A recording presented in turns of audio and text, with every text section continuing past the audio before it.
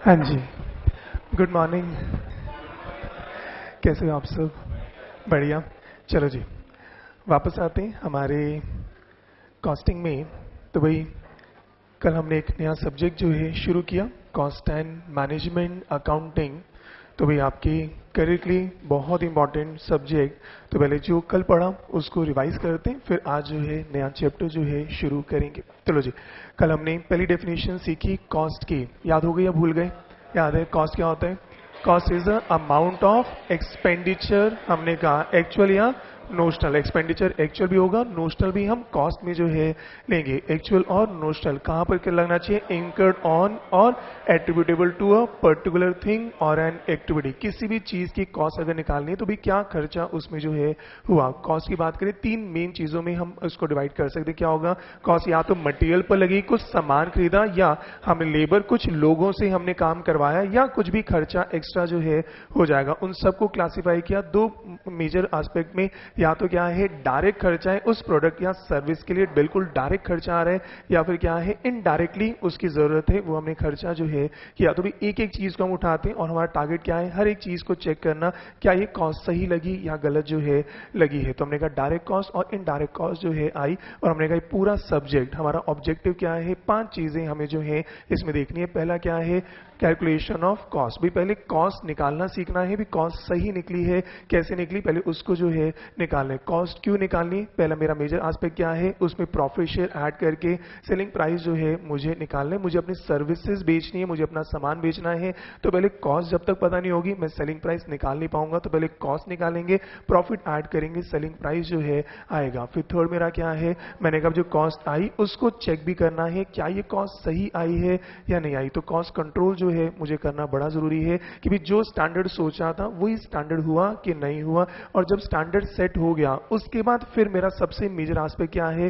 Cost reduction. मैंने कहा cost मुझे रिड्यूस करनी है। कैसे रिड्यूस करनी है? क्वालिटी को सेम रखते हुए। सबसे इंपॉर्टेंट क्या है? क्वालिटी सेम रखते हुए। अगर मैं कॉस्ट को रिड्यूस कर पाया तो मैं कॉस्ट लीडर जो है बन जाऊंगा। क्वालिटी खराब करके तो हर कोई कॉस्ट रिड्यूस जो है कर सकता है। जितने भी बिजनेसमैन है उनके माइंड में होता है कॉस्ट रिड्यूस करनी है, चलो भाई क्वालिटी को जो है कॉम्प्रोमाइज कर दें। यहां पर हमें यही सीखना है कि मटेरियल, आज हमारा चैप्टर शुरू होगा, सेम मटेरियल खरीदना है, कैसे खरीदूं, कहां से खरीदूं कि उसकी कॉस्ट कम हो जाए, क्वालिटी जो है मुझे खराब बिल्कुल भी जो है नहीं करनी। भी आप मटेरियल की बात करें तो शायद पता होगा, अगर मैं क्वांटिटी में खरीदता हूं तो मेरे को क्या मिल जाता है? बल्क डिस्काउंट जो है मिल जाता है। तो कितनी क्वांटिटी खरीदूं कि मुझे डिस्काउंट मैक्सिमम जो है मिल जाए। कैसे मैं क्वांटिटी खरीदूं कि मेरी कॉस्ट कम हो जाए पर मेरा मटेरियल की क्वालिटी खराब जो है नहीं होनी चाहिए। सेम फिर हमारा नेक्स्ट चैप्टर आएगा लेबर।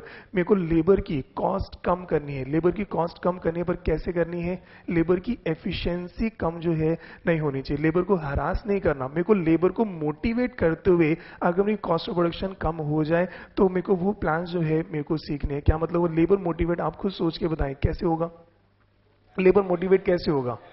उसकी तनख्वाह बढ़ाने से या कम करने से? बढ़ाने से। ये बात समझ आती है? तो मेरे सबसे मेजर एस्पेक्ट क्या है? लेबर। आप कुछ भी करते हैं पर जब तक तनख्वाह आप कम दोगे वो मोटिवेट कभी भी जो है नहीं होगा। तो सबसे एक चैलेंजिंग एस्पेक्ट क्या है? लेबर की तनख्वाह बढ़ाते हुए मुझे कॉस्ट कम करनी है। क्या ये बात समझ आती है? मुझे लेबर की तनख्वाह बढ़ानी है पर ऐसे तनख्वाह बढ़ाऊं कि मेरी कॉस्ट जो है कम हो जाए। तो लेबर की तनख्वाह बढ़ाते हुए अगर कॉस्ट कम होती है तो भाई मैं क्या बन जाऊंगा? Cost leader. क्योंकि अगर लेबर की तनख्वाह मैं जब तक नहीं बढ़ाऊंगा, मैं कितना ही मोटिवेट कर दूं, कितना ही मैं एनवायरमेंट बहुत अच्छा दे दूं, पर डेफिनेटली लेबर की तनख्वाह जो है अगर नहीं बढ़ेगी कोई फायदा जो है नहीं है। तो लेबर की तनख्वाह, उनकी सैलरी कैसे बढ़ाएं? सैलरी बढ़ाऊंगा तो मेरी कॉस्ट बढ़ रही है, पर आस्पेक्ट क्या है? सैलरी बढ़ानी है पर मेरी कॉस्ट जो है कम होनी है। क्या कोई एग्जांपल दे ऐसा हो सकता है? मेरे को सैलरी बढ़ाकर कॉस्ट कम करनी है। लो जी माइक जो है देना शुरू करें। लो जी फटाफट माइक जो है पकड़ाना शुरू करें। लेबर की पेमेंट बढ़ाते हुए कॉस्ट मुझे कम करनी है। Sir differential piece wage rate system.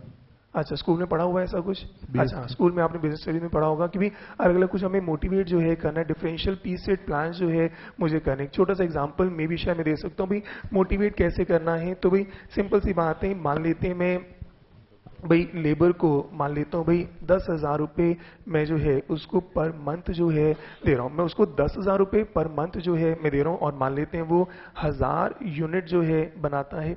तो मैंने कभी 1000 यूनिट प्रोडक्शन जो है वो लेबर कर रहा है, उसको मैं कितने दे रहा हूँ? 10,000 रुपये पर मंथ। तो मेरे को कॉस्ट पर यूनिट अगर मैं आपसे पूछूं कॉस्ट पर यूनिट कितनी बढ़ेगी, तो भाई 10 रुपए। मैंने कहा भाई अगर मैं 1000 यूनिट बनाता हूं उसके मुझे कितने देने पड़ते हैं, भाई मेरे को 10,000 रुपए देने पड़ते हैं, तो मेरे को कॉस्ट ऑफ प्रोडक्शन एक यूनिट बनाने के कितने रुपए लगते हैं, 10 रुपए जो है लगते हैं। और वही सोचें अगर मैंने इनकी तनख्वाह मान लेता हूं मैंने 20,000 जो है इसको ऐसे कर लेते हैं, इनकी तनख्वाह जो है आप लीजिए हो जाएगा, मान लीजिए मैंने जो है इनकी तनख्वाह 18,000 रुपए पर मंथ करी, 18,000 करी, और ये इतना मोटिवेट हो गया कि इसने 2,000 यूनिट जो है बना दिए। तो मैंने तनख्वाह इंक्रीज करी 10,000 से कितनी कर दी, 18,000, और वो इतना खुश हुआ उसने 1000 के 2,000 यूनिट जो है बनाई। तो मेरी कॉस्ट ऑफ प्रोडक्शन कितनी हुई, अब मैं जब डिवाइड करूंगा ये कितनी होगी, 9 रुपए जो है मेरी हो गई। क्या ये बात समझ आती है? तो मैंने कहा भाई मैंने इसकी लेबर की तनख्वाह जो है मैंने बढ़ाई है, मैंने अपनी टीम की पैकेज जो है बढ़ाया, पर मैंने कहा पैकेज बढ़ाने से अगर उनकी एफिशिएंसी बढ़ जाती है, पैकेज बनाने से अगर एफिशिएंसी बढ़ती है तो मेरी कॉस्ट ऑफ प्रोडक्शन जो है वो क्या हो गई, रिड्यूस जो है हो गई। पर एक एस्पेक्ट वही है, आपको सोच के बताएं, मैं अगर 18,000 कर दूं, एफिशिएंसी डबल बहुत मुश्किल होगा, ऐसा ना हो कि आपके पैकेज चक्कर में वो ओवरटाइम को ज्यादा ही जो है कर रहे हैं, ज्यादा ओवरटाइम करेगा तो कहीं ना कहीं एफिशिएंसी खराब हो जाएगी, क्वालिटी हमारी खराब हो जाएगी। तो हमने कहा फिर इतना नहीं, फिर कितना हमें पैकेज बढ़ाना चाहिए, कितनी एफिशिएंसी जो है बढ़ जाए। वो अगर बात करें, मान लीजिए अगर मैं यहाँ पर अगर 1000 रुपये बढ़ाता हूँ, मान लीजिए मैंने 1000 रुपये बढ़ाए, 11,000 पर मंथ अगर करता हूँ, वो हमें चेक करना है तो आइडली कितने बनने चाहिए, 1100 यूनिट। अगर वो 1100 की जगह 1200 यूनिट बना दे तो मेरी कॉस्ट ऑफ प्रोडक्शन जो है कम हो गई। तो मेरे को इतना भी नहीं बढ़ाना कि मैंने पैकेज डबल कर दिया, एक्सपेक्ट करो आप थ्राइस जो एफिशिएंसी हो जाए। एफिशिएंसी कितनी उसके चेक करनी है, उसके बहुत सारी स्टडीज हैं, 10% एफिशिएंसी बढ़ानी है कि 15% बढ़ानी है कि 20% बढ़ानी है। तो हमें 11,000 पर मंथ करें या 10,500 करें या 12,000 करें कि भाई एफिशिएंसी बढ़े पर क्वालिटी मेरी कहीं पर भी खराब जो है नहीं होगी। मैं एक एम्प्लॉई से 8 घंटे या 12 घंटे काम करा सकता हूं, मैं एक्सपेक्ट नहीं कर सकता आप 24 घंटे ही काम करो, हम आपकी 4 गुना तनख्वाह जो है कर देते हैं। एक लेवल के बाद मुझे अपने आप को समझना पड़ेगा। तो सारी टाइम एंड मोशन स्टडीज जो है होती है, जो कहते हैं भाई लेबर को किस हिसाब से आपको मोटिवेट करना है, कितना एक्सपेक्टेड वो काम जो है कर सकते हैं। तो हमने वही हमारा टारगेट है कॉस्ट रिडक्शन। मुझे अपनी कॉस्ट ऑफ प्रोडक्शन कम करनी है, पर कैसे कम करनी है, कहीं पर भी मेरी क्वालिटी जो है खराब जो है नहीं होनी चाहिए। क्या बात समझ आती है? पूरे 2 महीने इन्हीं चीजों पर चर्चा करेंगे। मटेरियल की कॉस्ट पहले निकालना सीखेंगे और उसको कैसे रिड्यूस करें वो मेरे को सीखना है। लेबर की कॉस्ट कैसे निकालते हैं वो हम सीखेंगे, कैसे उसको लेबर की कॉस्ट रिड्यूस करें, लेबर की कॉस्ट तो बढ़ जाए पर मेरी कॉस्ट ऑफ प्रोडक्शन जो है वो मेरी कम जो है हो जाए। विन विन सिचुएशन जो है हमें चाहिए कि लेबर भी खुश है, उसके घर पे पैकेज ज्यादा हुआ, एम्प्लॉयर भी खुश है, मेरी कॉस्ट ऑफ प्रोडक्शन जो है कम होगी। ये काम करना कॉस्ट लीडर जो है आते हैं। बाकी सारे बिजनेस क्या करते हैं, हमें कॉस्ट कम करनी है, चलो लेबर की तनख्वाह कम कर दो। होता वही है कि सबके माइंड में कॉस्ट कम करनी, कॉस्ट कैसे कम करेंगे, लेबर का पैकेज कम कर दो, उसको डांटना शुरू करो, सेम पैकेज पे काम ज्यादा जो है कराना शुरू करो, कह रहे ऐसे ओवर टाइम कराते हैं, पैसे जो है नहीं देते। फिर क्या होता है, स्ट्राइक जो है होती है। तभी चार्ट अकाउंटेंट आपकी इस फील्ड में आपको वही कह रहा हूं एंटरप्रेन्योर बना रहे हैं कि आप वाइजली डिसीजन लें, विन विन सिचुएशन होनी चाहिए, आप उनको भी पेमेंट करें जिससे वो मोटिवेट हो, आपकी कॉस्ट ऑफ प्रोडक्शन जो है कम हो जाए। तब अगर ये आपका जो एरिया, मैं कहूंगा ये जो 8 सब्जेक्ट हैं ये सब आप सीए बने या ना बने, किसी भी एक फील्ड को अगर आपने पकड़ लिया, जो मैं आपको शायद कल बताया था टैक्सेशन में भी आपने सिर्फ इनडायरेक्ट टैक्स को भी पकड़ लिया तब भी आपका पैकेज जो है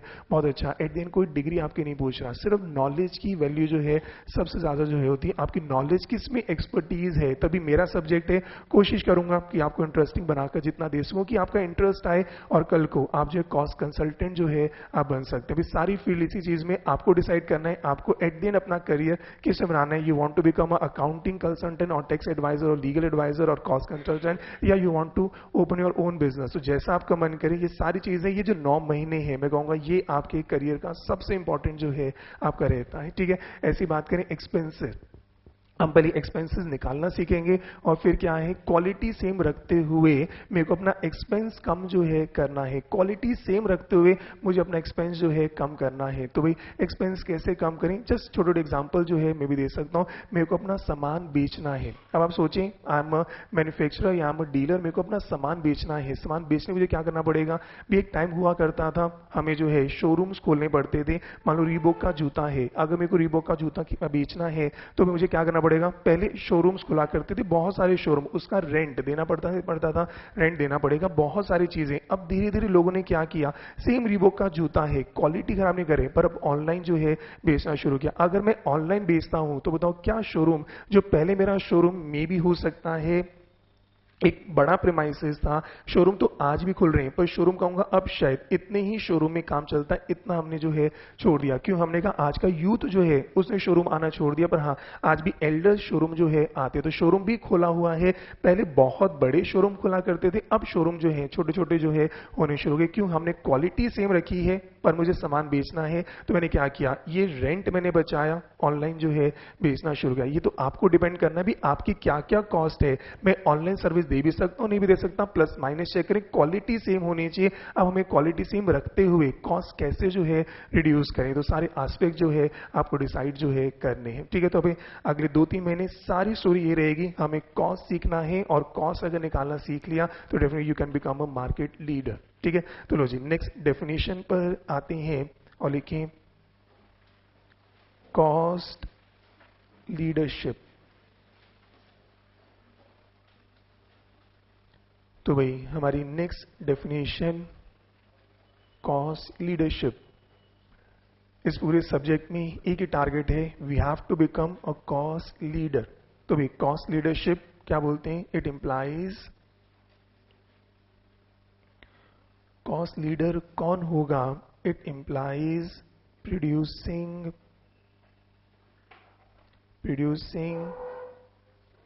goods or providing services। Cost leader कौन है, जो गुड्स मैन्युफैक्चर कर पाए या सर्विसेज दे पाए, किस पे दे पाए, एट लोवेस्ट कॉस्ट। कॉस्ट सबसे कम अगर वो निकाल पाया एट लोवेस्ट कॉस्ट, पर इंपॉर्टेंट क्या है, while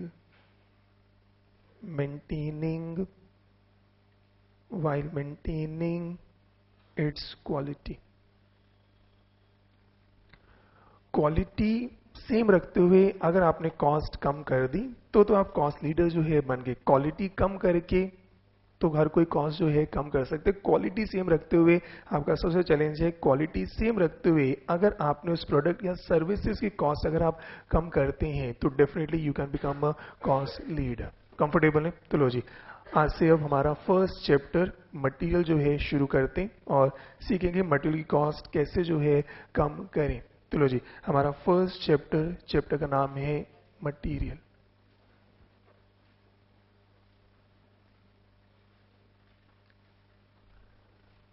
तो लो जी हमारे फर्स्ट चैप्टर पर आए, बहुत ही इंटरेस्टिंग चैप्टर का नाम है मटेरियल। मैन्युफैक्चरर को रॉ मटेरियल परचेज करना है, ट्रेडर को फिनिश गुड्स परचेज करने हैं। कैसे परचेज करें, कितना परचेज करें, कहाँ से परचेज करें कि भाई हमारी मटेरियल कॉस्ट क्या हो जाए, मिनिमम जो है हो जाए। तो भाई हमें दो ही चीजें यहाँ पर जो है सीखनी है। भाई पहला एस्पेक्ट क्या है, हाउ टू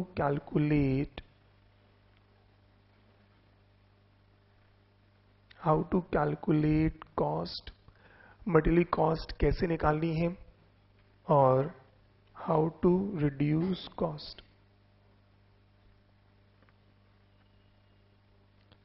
तो भाई हर चैप्टर में दो ही ये सवाल हैं, पहले तो कॉस्ट निकालनी है, कॉस्ट कितनी है, और दूसरा एस्पेक्ट है इस कॉस्ट को कम कैसे जो है कर सके। ठीक है जी, तो दो ही चीजें सीखेंगे, लेबर की कॉस्ट कैसे निकलती है पहले वो चेक करेंगे, और लेबर कॉस्ट कैसे रिड्यूस करें वो जो है चेक करना है।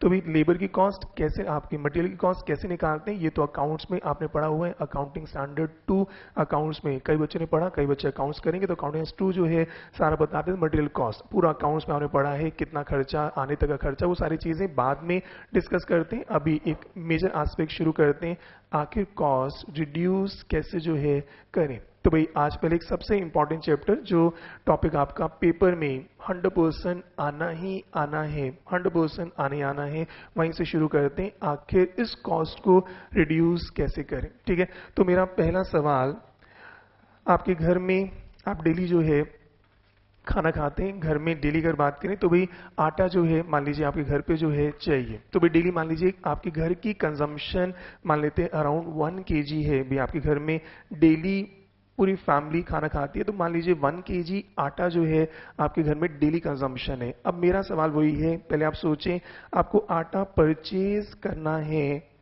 आज आटा खत्म हो गया, मम्मी ने कहा बेटा आटा जो है लेकर आओ, तो भाई अब आप मुझे बताएं डेली कंजम्पशन है 1 kg, तो क्या आप 1 किलो आटा ही लाना चाहोगे या एक हफ्ते का आटा 7 kg लाना चाहोगे या 10 kg लाना चाहोगे या पूरे साल का 365 kg जो है लाना चाहोगे, या आपने कहा मम्मी बस एक बार जाता हूँ फिर 10 साल का ही आटा में लेकर जो है आ गया, पूरा आप ट्रक भर कर जो है भैया आटा जरा डालना शुरू करो, एक कमरा ही भर दिया, आटा कितना परचेज करें? आराम से सोचें कि भाई परचेजिंग करनी है, आप सोचें परचेजिंग तो ऑफिस की भी हो सकती है, बिजनेस की भी हो सकती है, घर की परचेजिंग, तो मटेरियल कॉस्ट तो आपके घर पे भी काम आ जाएगा कि भाई आटा मुझे परचेज करना है, तो आइडियली आटा हमें कितना परचेज करना चाहिए? डेली कंजम्पशन 1 kg या 1 kg भी नहीं सर, ब्रेकफास्ट तक का काम हो जाएगा, बाद में मैं तो चला गया क्लास में, बाद में मम्मी देखती रहेगी, तो आप तो सिर्फ 250 ग्राम आटा लेगा, मम्मी रोटी बनाओ फटाफट, मैं तो जो है जा रहा हूँ, तो भाई उसके हिसाब से करें, या एक दिन का आटा परचेज करें या 10 दिन का लें या 50 दिन का लें या 100 दिन का लें या 10 साल का जो है लें। मे बी आप घर से इंस्टीट्यूट जो है आए, में भी आप अपनी स्कूटी या स्कूटर या बाइक या गाड़ी से जो है आए हैं, गाड़ी में पेट्रोल जो है खत्म हो गया, तो पेट्रोल आपको जो है भरवाना है, पेट्रोल पंप पे आप गए हैं, अब पेट्रोल कितने का भरवाना है? 100 रुपए का भरवाना है, 200 का भरवाना है, 500 का भरवाना है, या पूरी टैंकी फुल करनी है, या आप 10 रुपए का भरवा कर भी आए, तो बस कैसे भी इंस्टीट्यूट पहुंचो 10 रुपए का भैया फटाफट जो है डाल दो, तो पेट्रोल कितने का, परचेजिंग कितने की जो है करनी चाहिए? मेरे को असाइनमेंट्स बुक्स जो है आपको देनी है, पूरे साल हमें पेपर जो है परचेज कर दें, तो पेपर कितना परचेज करें? सिर्फ कॉस्टिंग के बैच में जितना आपको मटेरियल दिया उतना ही पेपर परचेज करूं, या 1 महीने का पेपर परचेज करूं, या 6 महीने का पेपर परचेज करूं, या पूरे साल का पेपर मैं परचेज जो है कर लूं? आराम से आप सोचें, मेरे डिसीजन पे मुझे क्या क्या चीजें सोचनी पड़ेगी, आराम से आप सोचें, पहले आप सोचें आटा परचेज करना हो या पेट्रोल परचेज करना है या मुझे पेपर परचेज करना है, तो भी क्या पैरामीटर्स होने चाहिए? माइक जो है दें, माइक जो है पीछे फटाफट हाथ थोड़ा ऊपर कर लेंगे तो हमारे स्टाफ जैसे आटे की बात करें तो हाँ पहले आटे की बात करेंगे, तो जितना स्टोर कर सके हम उसको खराब ना हो उतना ही परचेज करेंगे। ओके उन्हें कहा सर जितना स्टोर कर सके खराब ना हो तो भी उतना होने का, ठीक है सर। भाई आपका आटा जो है मान लीजिए 1 महीने का ही उसकी लाइफ है, तो 1 महीने का परचेज कर लें, और अगर मान लीजिए आटा ऐसा है जो 1 साल 10 साल तक चल सकता है तो 10 साल का तो रख लें। माइक वापस जो है आप फटाफट मत दिया करें, एक बार पूरी बात कर लेते हैं। हाँ जी सर, जितना हम मतलब स्टोर कर सके, हमारे पास जितनी हम कितना स्टोर कर सके, हम कितना स्टोर कर सके, हमारे घर में एक कमरा हम ले सकते हैं, आप बाहर सो जाना कोई दिक्कत नहीं, 4 दीवारी में तो कमरे में आटा स्टोर कर सकते हैं। और बताएं, तो भाई एक कमरा सबके घर में होगा तो एक कमरे में हम कर सकते हैं, तो भी आटा जो है कितना स्टोर करें? पीछे माइक दें, आप आगे जो है पकड़ाना शुरू करें। हाँ जी सर, एक रीजनेबल क्वांटिटी में उसको परचेज करना बेटर रहेगा, क्योंकि आपके पास फंड्स अवेलेबल हैं, आपको फंड्स का भी देखना है, क्योंकि और चीजों में भी आपको फंड्स लगाने होंगे। ठीक तो है, ऐसा नहीं कि आप एक ही चीज को बहुत ज्यादा परचेज करके सारे फंड्स वहीं यूटिलाइज कर लें। ठीक है।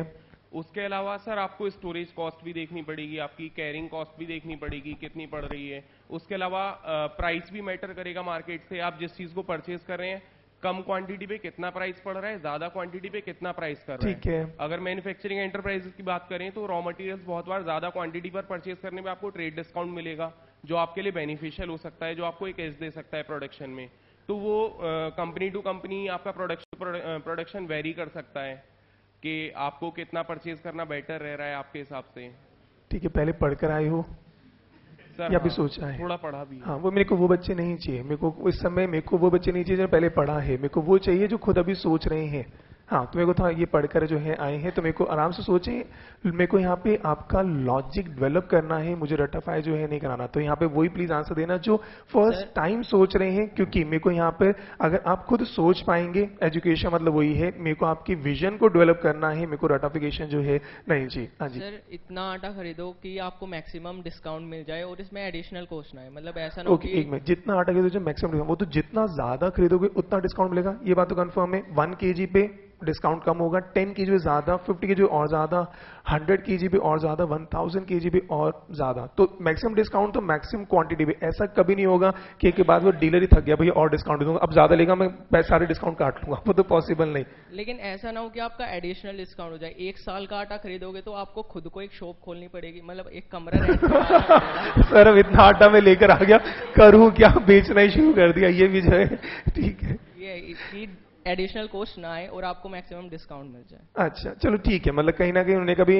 डिस्काउंट भी मिल जाए। पर और जो छोटी बात आ रही है कि सर आटा जो रखना है, तो आटा रखना भी है तो सर छोटी सी बात है, अगर 1 kg आटा अगर मैं लेता हूं तो एक छोटा सा कंटेनर है, उसी में जो है रख सकता हूं। अगर 10 kg आटा लेकर आता हूं तो मेरे को कंटेनर थोड़ा सा बड़ा चाहिए, तो एटलीस्ट वो स्पेस ऑक्यूपाई जो है कर रहा है। और कल को मैं अगर 3000 4000 आ गया तो वो वाली बात है सर, एक कमरा मेरे को चाहिए होगा, तो वो कमरा मैं कहीं और भी तो यूज कर सकता था, वो कमरा किराए पर भी तो दे सकता था। नोशनल है सर, स्पेस अगर मैं आटे के लिए यूज करता हूं तो वो स्पेस अगर मैं किराए पर देता तो मेरे को 5000 रुपए किराया पर मंथ मिल रहा था, वो मैंने 5000 किराया छोड़ के अगर मैंने आटा ही रख दिया तो सर एक कॉस्ट तो आटे की जोड़ेगी। क्या ये बात समझ आती है? तो वो स्पेस अगर मैं यूज करता हूं तो स्पेस की कॉस्ट भी तो मेरे को जो है देखनी जो है पड़ेगी। उन्होंने वही कहा सर, कैपिटल जो है ब्लॉक होगी सर, जितना ज्यादा आप आटा खरीदोगे उतने पैसे भी तो आप दोगे। सर वो पैसा अगर मैं बैंक में रखता तो एफडी का इंटरेस्ट आता, सर मेरा इंटरेस्ट भी तो लूज होता है। तो ये सारे एस्पेक्ट जो है मुझे देखने की सर, आटा खरीदते समय भी सर डिस्काउंट भी इंपॉर्टेंट है। दूसरा सर, फंड जाएगा तो मैं साथ में इंटरेस्ट अपना छोड़ रहा हूं। अगर वो पैसा मैं बैंक में रखता तो उस पर इंटरेस्ट मिलता, वो अपना छोड़ रहा हूं। सर वो मैं सामान लेकर आया तो एक गोडाउन मेरे को लेना पड़ेगा, तो सर गोडाउन अगर मैं खरीदता हूं या मैं किराए पर लेता हूं तो मुझे रेंट देना पड़ेगा। खुद का अगर मेरे प्रेमाइसेस है तो सर मेरा रेंट जो मेरे को मिल सकता था वो मैंने जो है छोड़ दिया। तो सर बहुत सारे एस्पेक्ट जो है आ रहे हैं। आप और भी कुछ कहना चाह रहे हैं? हाँ जी। इतना होना चाहिए कि बाबा फ्रीक्वेंटली ना जाना पड़े लेने, क्योंकि उसकी भी कॉस्ट आती है। ओके इन्होंने कहा भाई हाँ, फिर उन्होंने कहा सर देखो जितनी बार मैं मार्केट जाऊंगा, मान लीजिए सर अब वो सोचें भाई आटा जो है, मान लीजिए जो डिपार्टमेंटल स्टोर है, सोचे बिल्कुल मेरे साथ में 2 घर छोड़ के ही है, तो मैं डेली जो है जा सकता हूं। पर मान लीजिए मेरे आसपास कोई स्टोर ही नहीं है, मेरे को जाने के लिए मान लीजिए मैं एक ऐसे एरिया में रहता हूं कि वहां से 2 या 3 किलोमीटर पर जो है मान लीजिए आटा मिलता है, तो डेली जाना का जो है मेरे को 10 15 20 रुपए 100 रुपए जो है लग जाते हैं। अगर मैं डेली जाऊंगा तो सर आने जाने की, आटा खरीदने की कॉस्ट भी तो आएगी, आटा खरीदने की कॉस्ट भी जो है आती है। तो सर जितनी बार जाऊंगा उतनी बार कॉस्ट भी आती है। पर अगर ज्यादा लेकर आता हूं उसकी कॉस्ट भी आती है, कम लेकर आऊंगा तो भाई आने जाने की बार बार खरीदने की कॉस्ट जो है आती है। बात समझ आती है? तो इसका मतलब कम खरीदता हूं उसके अपने फायदे नुकसान है, ज्यादा खरीदता हूं उसके अपने फायदे जो है नुकसान है। ठीक है जी, और माइक जो है देते जाए। सर हम उतना आटा लेंगे जितना हम हैंडल भी कर सकें। हम 1 साल का ले आए 4-5 हजार किलो, कल को चोरी हो गया तो फिर बचेगा ही क्या? नहीं ठीक है, हाँ तो एक एस्पेक्ट नहीं, चोरी भी कह सकता हूँ। क्या होता है, एक आपने भी देखा होगा घर पे अगर सामान जरूरत से ज्यादा हो जाए तो चोरी की तरह वेस्टेज ज्यादा हो जाती है। तो भाई घर पे सामान अगर जरूरत ज्यादा हो जाए तो वेस्टेज भी ज्यादा जो है होती है। तो वेस्टेज ज्यादा होती है, सामान ऑप्टिमम रखते हो तो वेस्टेज कम जो है होती है। तो ऐसा भी ना हो डिस्काउंट के चक्कर में हम सामान ज्यादा ले आए और उसके बाद क्या हुआ, एक्स्ट्रा होने के चक्कर में वेस्टेज जो है हो गई। तो क्या हुआ, डिस्काउंट से फायदा हुआ पर वेस्टेज से उतना ही नुकसान जो है हो गया। तो मेरे को उतना ही आटा खरीदना है कि डेफिनेटली वो वेस्टेज ना हो, नॉर्मल लॉस ना हो, ऑब्सोलेंस ना हो, वो सारे जो है पिलफरेज भी। अगर सामान ज्यादा होगा तो चोरी होने के चांसेस भी जो है ज्यादा हो सकते हैं। तो आइडियली फिर क्या है, सामान कम खरीदना है। पर अगर सामान कम खरीदता हूं तो बार बार खरीदने की कॉस्ट अपनी अलग जो है आ जाती है। लो जी, और कोई कुछ कहना चाहे? Sir price fluctuation. हाँ जी sir price fluctuation. Price fluctuation थोड़ा सा और समझाएं। सर जैसे नूडल्स है उसका प्राइस कांस्टेंट है काफी ईयर ठीक से। है। तो सर जैसे अगर मेरे को लेनी है, अगर मैं सर उसमें ट्रेड करता हूँ ठीक है, तो सर मैं वो स्टोर कर सकता हूँ क्योंकि मुझे पता है कि आगे भी वही। अच्छा सर, अगर प्राइस कांस्टेंट है तो सर मुझे इतनी चिंता नहीं है, मैं आराम आराम से खरीद सकता हूँ। सर प्राइस पर डेली ऊपर नीचे हुआ है तो मेरे को डर है, तो सर मेरे लिए सामान बड़ा क्रिटिकल है। तो सर अगर प्राइस फ्लक्चुएशन ज्यादा है तो सर मेरे को जब लोवेस्ट प्राइस मेरे को मिल गया तो उसी पे मुझे बल्क जो है ले लेना जो है चाहिए। बात बिल्कुल क्लियर है, और बताएं जी। सर फ्यूचर एक्सपेक्टेशंस, अगर प्राइस आगे फ्यूचर में बढ़ने की हाँ वही चांसेस सेम प्राइस फ्लक्चुएशन जो है, ठीक है वही। अगर मेरे को पहले से उम्मीद है प्राइस और जो है बढ़ना है तो अभी जो है मेरे को जो है सामान जो है खरीद लेना चाहिए। और सर इमरजेंसी के केस में भी अगर पता है कि आगे शॉर्टेज होने वाली है गुड्स की तो हम उसे ठीक है पहले- सर, मेरे को आगे पता है प्याज जो है मिलने नहीं वाले, तो फटाफट पूरा स्टॉक जो है हमने जो है ले लिया है। लो जी, और कोई कुछ कहना चाहे?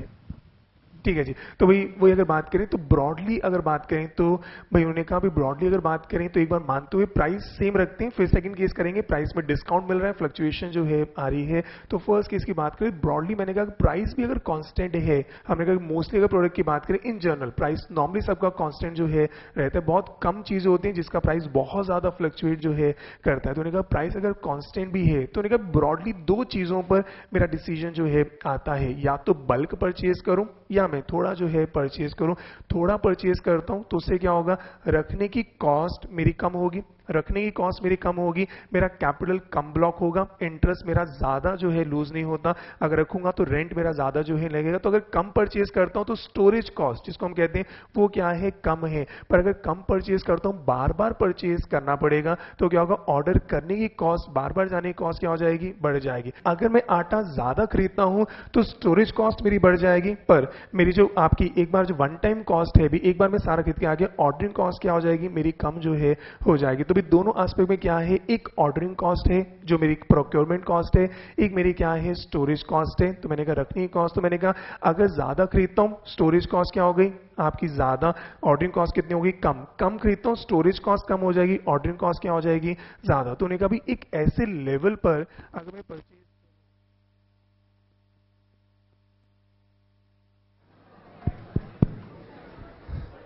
चलो जी फिर से आते हैं तो वही एक ऐसी क्वांटिटी जो है मेरे को जो है वो ऑर्डर करनी है, एक ऐसी क्वांटिटी ऑर्डर करूं जहां पर मैंने कहा मेरी ऑर्डरिंग कॉस्ट और मेरी जो कैरिंग कॉस्ट है दोनों का जो सम है वो अगर मिनिमम आ गया, मैंने कहा उस कॉस्ट पर जो है मुझे ऑर्डर जो है करना चाहिए। क्या ये बात समझ आती है? तो मैंने कहा भाई एक लेवल पर क्या है, ऑर्डरिंग कॉस्ट ज्यादा है, कैरिंग कॉस्ट क्या है, कम। एक लेवल पर ऑर्डरिंग कॉस्ट क्या है, कम, कैरिंग कॉस्ट क्या है, ज्यादा। तो मैंने कहा भाई मेरे को एक ऐसे लेवल पर जाना है जहां पर ऑर्डरिंग और कैरिंग कॉस्ट दोनों का जो सम है वो अगर मिनिमम हो गया, तो मैंने कहा वहां पर जो है मेरे को ऑर्डर जो है करना चाहिए। ये बात क्लियर है? तो लो जी एक बार जो है इसी को जो है लिख लेते हैं। तो भाई हमारा पहला टॉपिक आपके पेपर का सबसे इंपॉर्टेंट, सबसे ज्यादा इंपॉर्टेंट टॉपिक का नाम है economical order quantity. Economic order quantity,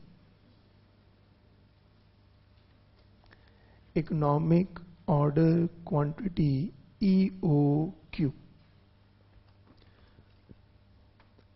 तो भाई पेपर में 100% ये पेपर में आने ही आने सबसे मोस्ट इंपॉर्टेंट टॉपिक से हमने शुरू किया है economic order quantity.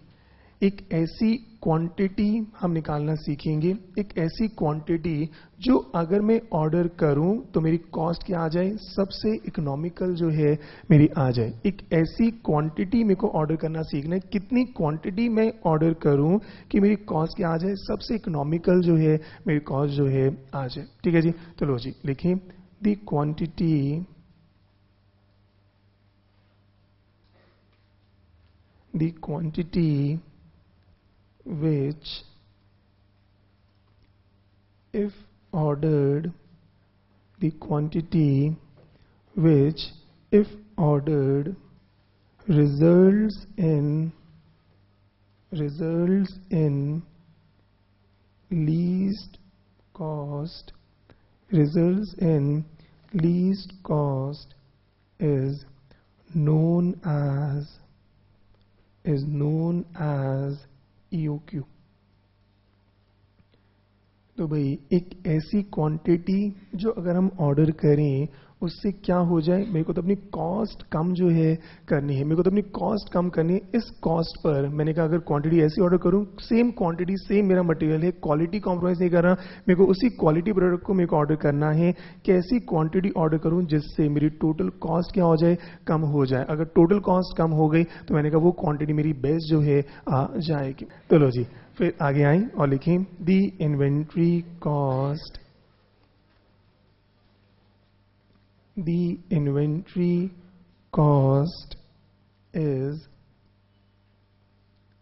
sum total of three components। हमने कहा इन्वेंट्री कॉस्ट की अगर बात करें तो ये 3 चीजों का सम जो है होगा। The inventory cost is some total of 3 component. पहला हमने कहा परचेज कॉस्ट, भाई मार्केट में सामान कितने का है, मार्केट में सामान कितने का है, बल्क ऑर्डर पर डिस्काउंट मिल रहा है तो किस क्वांटिटी पे कितना डिस्काउंट मिलेगा, तो परचेज कॉस्ट वहां पर जो है आ गई। फिर हमने कहा सेकंड लिखें ordering cost, second ordering cost, या फिर हम कह रहे हैं प्रोक्योरमेंट कॉस्ट, सामान को ऑर्डर करने की कॉस्ट, सामान को लाने की कॉस्ट कितनी है, बार बार मेरे को जाना है, हो सकता है गली के बाहर ही दुकान है, मेरी कोई कॉस्ट नहीं, हो सकता है सामान खरीदने के लिए मुझे चांदनी चौक चावड़ी बाजार जो है जाना पड़े तो बार बार जाना पड़ेगा, 200 300 4000 रुपए में भी अप डाउन जो है मेरे जो है लग जाएंगे। तो मैंने कहा ऑर्डर करने की कॉस्ट कितनी है, सामान को लाने की कॉस्ट कितनी जो है आ जाती है। लिख लें इट इंक्लूड्स, ऑर्डरिंग कॉस्ट की बात कर रहे हैं, it includes cost to invite, cost to invite quotations। MNCs की बात करें, टेंडर्स फ्लोट करते हैं, टेंडर्स मंगवाते हैं, तो भाई जब भी सामान खरीदेंगे बहुत सारे टेंडर्स इनवाइट करें तो कोटेशंस मंगवाने की कॉस्ट जो है आ जाएगी। फिर हमने कहा डॉक्यूमेंटेशन, डॉक्यूमेंटेशन कॉस्ट, आप कोटेशंस मंगवा रहे हैं, डॉक्यूमेंट कर रहे हैं, ऑर्डर देना है, सबसे नेगोशिएट करें, जितनी बार आप लेटर्स के थ्रू काम कर रहे हैं तो जो भी आपकी कॉस्ट जो है बढ़ती है, comma transportation cost, transportation cost, सामान जब भी आएगा एक ट्रक में जो है आएगा, ट्रक में चाहे आप 10 केजी लाओ, चाहे आप 100 केजी लाओ, चाहे आप 500 केजी लाओ, तो नहीं कभी ट्रक कहते भी मेरे को तो पर ट्रक या पर टेम्पो में सामान जो आना है या पर रिक्शा में आने, रिक्शा वाले कह रहे सर सामान आप 1 केजी रखो या 100 केजी रखो, मुझे इससे कोई नहीं फर्क पड़ता, यहाँ से यहाँ तक का मैं तो आपसे किराया जो है मैं लूंगा। तो भाई जितनी बार मैं ऑर्डर करूंगा उतनी बार मेरी ट्रांसपोर्टेशन कॉस्ट जो है मेरी लगेगी, comma inspection cost, inspection cost. जब भी सामान हमारी फैक्ट्री में आता है एक बार उसकी चेकिंग जरूर होती है, तो भी सैंपल बेस पे चेक करते हैं, तो जब भी इंस्पेक्शन होगी, जब भी सामान आएगा तो भाई हमारा पर्सन को हम स्पेशल जो है बुलाते हैं, एक इंजीनियर स्पेशल जो है आता है। अब चाहे आप 1 यूनिट लाओ या 1000 यूनिट लाओ, इंजीनियर की आने की पेमेंट है वो आने के 10,000 रुपए जो है लेता है। हमने कहा सर ये सामान चेक कर लो क्या ये क्वालिटी प्रोडक्ट है कि नहीं, तो इंजीनियर को बुलाने की कॉस्ट कितनी है, 10,000 रुपए पर विजिट की कॉस्ट है। अब 10,000 में उससे वो कह रहे हैं सर 10,000 रुपए में एक दिन जो है मैं यहीं पर रहूंगा। अब आप चाहे 1 यूनिट मुझसे चेक करो या 100 यूनिट चेक करो, इंस्पेक्शन की कॉस्ट मेरी कितनी है, 10,000। तो सर जितनी बार आप मुझे बुलाओगे उतनी बार मैं तो आपसे 10,000 रुपए जो है इंस्पेक्शन की जो है मैं आपसे ले लूंगा। तो हम वो बात करें भाई जो भी सामान हमने कहा जब भी ऑर्डर करेंगे सामान की लाने की कॉस्ट, इंस्पेक्शन कॉस्ट, सामान मंगवाने की कैसे कैसे बात करनी है। हम जब भी सामान मंगवाते हैं मैं 4 लोगों को भेजता हूं, एक को मैंने गुड़गांव भेजा, एक को मान लीजिए मैंने गाजियाबाद भेजा, एक को मैं दिल्ली में कनॉट प्लेस भेज रहा हूं, तो मैं हर जगह भेज रहा हूं, पता करके आऊं आजकल सामान का क्या रेट है। तो जब भी मैं सामान मंगवाता हूं मेरी कोटेशन मंगवाने की कॉस्ट जो है आ जाती है। और ऐसी मैंने कहा थर्ड कैरिंग कॉस्ट, सामान को कैरी करने की कॉस्ट, कैरिंग कॉस्ट, इसी को बोल देते हैं स्टोरेज कॉस्ट। सामान को रखने की कॉस्ट, इसी को बोल देते हैं होल्डिंग कॉस्ट, सामान को होल्ड करने की कॉस्ट। तो भाई सामान अब खरीद लिया है तो अगर मुझे स्टोर करना है या उसको रखना है तो भाई उसकी भी कॉस्ट है। अगर मैंने सामान खरीदा है तो पैसे दिए, वो पैसा अगर मैं वहां पर यूज नहीं करता, कहाँ यूज करता, बैंक में जमा करता, तो इंटरेस्ट एक्चुअल या नोशनल, अगर लोन लेके दिया है एक्चुअल इंटरेस्ट, मेरा खुद का पैसा लगा है तो डेफिनेटली मेरा इंटरेस्ट जो है मुझे लेना है। अगर सामान रखना है तो मुझे एक प्रेमाइसिस चाहिए, किराए पर मैंने गोडाउन लिया, किराया आएगा, किराए पर नहीं लिया, मेरा खुद का प्रेमाइसिस है, नोशनल रेंट मुझे लेना ही लेना है। अगर गोडाउन नहीं होता मैं किसी को किराए पर जो है दे देता, उस किराए को छोड़कर मैंने अपना सामान रखा है तो उसका रेंट मुझे जो है लेना पड़ेगा। तो मैंने कहा सामान को रखने की कॉस्ट मेरी कितनी है, वो सारी चीजें मेरी कॉस्ट में जो है आ जाएगी। लो जी, तो इसके आगे लिख लें इट इंक्लूड्स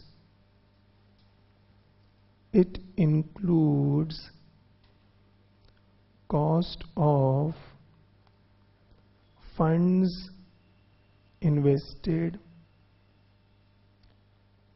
मैंने जो अपने फंड्स इन्वेस्ट करे हैं उसकी कॉस्ट जो है मेरे को चेक करनी है भी। मैंने कितने पैसे मैंने लिए, खुद का पैसा लिया या लोन लिया, तो उसकी कितनी कॉस्ट मेरे को पड़ती है। खुद का पैसा है नोशनल कॉस्ट और मैंने बैंक से लोन लिया, एक्चुअल कॉस्ट जो है आ जाएगी cost of funds invested comma cost of storage,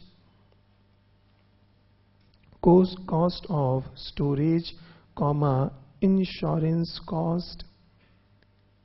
जब भी सामान रखता हूं तो भी सामान की इंश्योरेंस जो है मुझे करानी। अकाउंट से पूरा एक चैप्टर है insurance claim, insurance of stock, वो सारा जो है आप सीखेंगे। तो भाई इंश्योरेंस कितना स्टॉक है उसके हिसाब से इंश्योरेंस जो है करानी चाहिए। तो पूरा चैप्टर का आता है इंश्योरेंस क्लेम अकाउंट्स में। तो भाई इंश्योरेंस करानी जो है हमेशा जो है चाहिए। तो अपनी स्टॉक ज्यादा स्टॉक होगा ज्यादा इंश्योरेंस होती है, कम स्टॉक होगा कम इंश्योरेंस जो है करवाओगे। तो जितना ज्यादा सामान लिया ज्यादा इंश्योरेंस कॉस्ट होगी, कम सामान लोगे कम इंश्योरेंस जो है हो जाएगी। कॉमा obsolescence cost,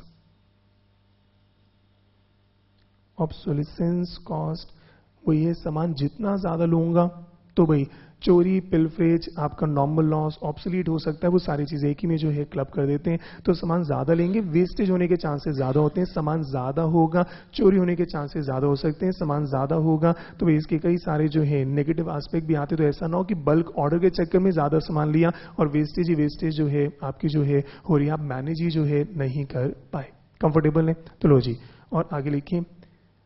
इसी के नीचे होल्डिंग कॉस्ट स्टाफ मार्क करना। holding cost is generally a percentage of, holding cost is generally a percentage of purchase price। तो भी आपके पेपर के सवालों के लिए अगर बात करें तो पेपर के सवालों के लिए आपको जो होल्डिंग कॉस्ट या कैरिंग कॉस्ट या स्टोरेज कॉस्ट गिवन होगी तो हमेशा परसेंटेज या पर यूनिट गिवन होगी। या तो आपको गिवन होगा सामान रखने की कॉस्ट कितनी है, मान लीजिए ₹10 पर यूनिट, या तो ऐसे गिवन होगा या फिर गिवन होगा सामान रखने की कॉस्ट कितनी है 10% जो है गिवन है। तो भी सामान रखने की कॉस्ट कितनी 10 पर यूनिट, या तो ऐसे गिवन होगा या मोस्ट ऑफ द टाइम क्या गिवन होता है परसेंटेज में जो है गिवन होता है सामान रखने की कॉस्ट कितनी है 10%। और ये 10% किसका मान के चलते हैं, परचेज प्राइस। क्या कोई लॉजिक समझा सकता है परचेज प्राइस का क्यों होगा? या चलो मैं बताता हूं, जितना महंगा सामान उतनी कैपिटल ब्लॉक ज्यादा होगी, जितना महंगा सामान होगा उसकी स्टोरेज कॉस्ट ज्यादा होती है कम होती है, जितना महंगा होगा उसके चोरी होने के चांसेस ज्यादा होते हैं। तो महंगा सामान अगर है तो उसकी स्टोरेज कॉस्ट जो है हमेशा ज्यादा होगी। भी घर की अगर बात करें तो घर में भी आपका जो भी सामान होते हैं, मान लीजिए घर में कपड़े अगर आपके हैं तो कपड़े कहां पर होते हैं, आपने बेड पे जो है रखे हैं। पर अगर कैश होगा तो कैश और कपड़ों में किसकी सेफ्टी ज्यादा रखते हो, कैश की। तो कैश नॉर्मली बेड पर ऐसे जो है नहीं बिखेरते, तो कैश को कहां रखते हो, मे बी एलमीरा ड्रॉर में जो है रखते हो। ऐसे ही घर में ज्वेलरी भी होगी, तो जहां पर कैश रखते हो उसी ड्रॉर में ज्वेलरी होती है नहीं, वो और महंगा सामान है तो वो मे बी ड्रॉर में कहीं लॉकर होगा, चाबी डाल के जो है हम रखते हैं। तो वो डिपेंड करते हैं। तो जितना महंगा सामान होगा उसकी स्टोरेज कॉस्ट भी जो है ज्यादा जो है हो जाएगी, जितना हल्का सामान है उसकी स्टोरेज कॉस्ट जो है कम होती है। तो इसलिए परसेंटेज किसका मान रहे हैं, आपका परचेज प्राइस। दो ही चीजें होती है नॉर्मली, इंटरेस्ट, ज्यादा कैपिटल ब्लॉक हुई ज्यादा इंटरेस्ट मेरा जाएगा, और जितना महंगा सामान है उतनी स्टोरेज कॉस्ट जो है बढ़ जाती है। ये बात भी क्लियर है। तो भाई आपको या तो पर यूनिट गिवन होगा, वेल एंड गुड। अगर परसेंटेज गिवन है तो किस पे लेके चलेंगे, परचेज प्राइस पर जो है लेकर चलेंगे। ठीक है जी। और एक बॉक्स में जो है लिख लें स्टार मार्क करके, इसके नीचे एक बड़े से बॉक्स में पहले स्टार मार्क कर लो, बॉक्स बाद में जो है बना लेंगे। The above cost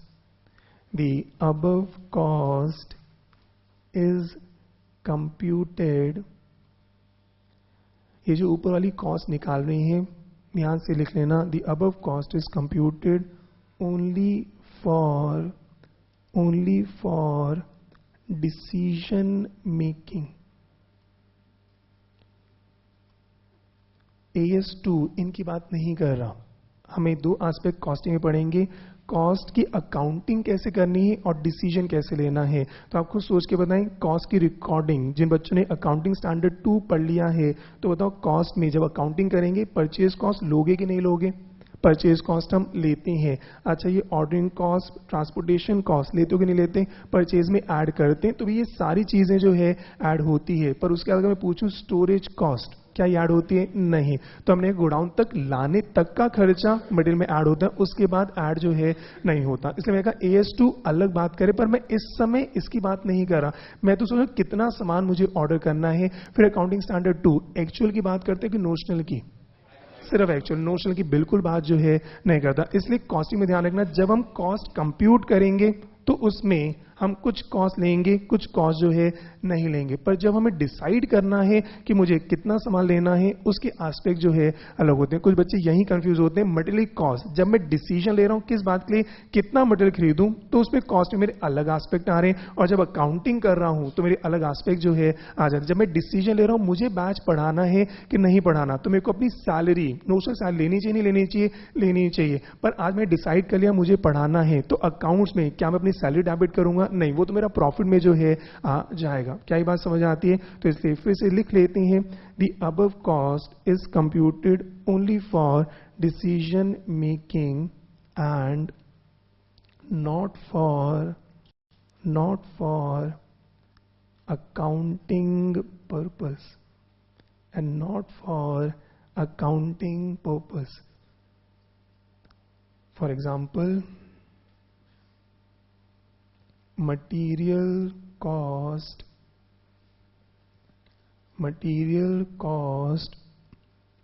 does not include storage cost, as per accounting standard 2। तो भाई हम जब अकाउंटिंग की बात करेंगे तो भाई हम चार्ट अकाउंटेंसी प्रोफेशन में अकाउंटिंग स्टैंडर्ड के हिसाब से जो है सारा काम जो है करेंगे। तो एज पर AS2 उन्हें का भी स्टोरेज कॉस्ट हम अकाउंटिंग में जो है नहीं लेते। आगे लिखें, बट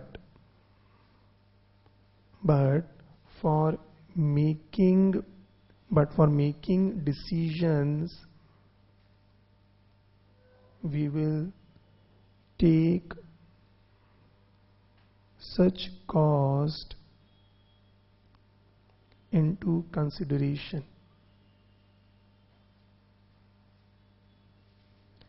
एक हम और कर लें, यहां पर include storage cost as well as, या storage cost comma notional cost. दोनों एग्जाम्पल ले लेते हैं। अकाउंटिंग स्टैंडर्ड 2 नोशनल कॉस्ट को बिल्कुल मना करते हैं, कोई नोशनल नहीं, जो एक्चुअल खर्चा है उसी को जो है लेना है। तो जब हम अकाउंटिंग इसकी सीखेंगे, कॉस्टिंग भी सीखेंगे, स्टोर लेजेस बनाना सीखेंगे, तब हम कोई भी नोशनल कॉस्ट नहीं लेंगे, तब एज पर AS2 के हिसाब से अपना काम जो है करना सीखेंगे। पर हाँ, इस समय हम एक क्वांटिटी निकालना चाह रहे हैं, उसमें हम नोशनल कॉस्ट, स्टोरेज कॉस्ट सबको जो है लेकर चलेंगे। ठीक है जी, इसको बॉक्स में जो है आप बना लेना। ये कहीं लिखना नहीं है, ये सिर्फ आपको याद कराने के लिए, क्योंकि पेपर में आपके कंसेप्ट सबसे इंपॉर्टेंट है। कंसेप्ट अगर भूल गए सारा गड़बड़ जो है हो जाएगा। तो भाई हमने कभी हमें अच्छे से चेक करना है भी अबव कॉस्ट हमें कौन सी कॉस्ट कब कब जो है निकालनी है। ठीक है जी, और आगे बढ़े। लो जी, अब फॉर्मूले आप मुझे बताना शुरू करना। तो भाई पहला, वेयर एनुअल परचेज कॉस्ट, अगर मैं आपसे फॉर्मूला पूछूं, टोटल 3 चीजें हैं, परचेज कॉस्ट, ऑर्डरिंग कॉस्ट और कैरिंग कॉस्ट। तो परचेज कॉस्ट का क्या फॉर्मूला होगा आप बताएं? परचेज कॉस्ट का फॉर्मूला इन जनरल क्या होगा? कितनी क्वांटिटी परचेज करी multiply by price per unit. तो लिख लें annual purchase multiply by price per unit. तो भाई कोशिश करना खुद फॉर्मूले जो है बनाते जाओ। एनुअल परचेज कॉस्ट भी पूरे साल कितनी परचेजिंग करी मल्टीप्लाई बाय कितने रुपए का सामान जो है आया, तो भाई वो क्या हो गया? Annual purchase cost. ऐसे मैं आपसे पूछूं एनुअल ऑर्डरिंग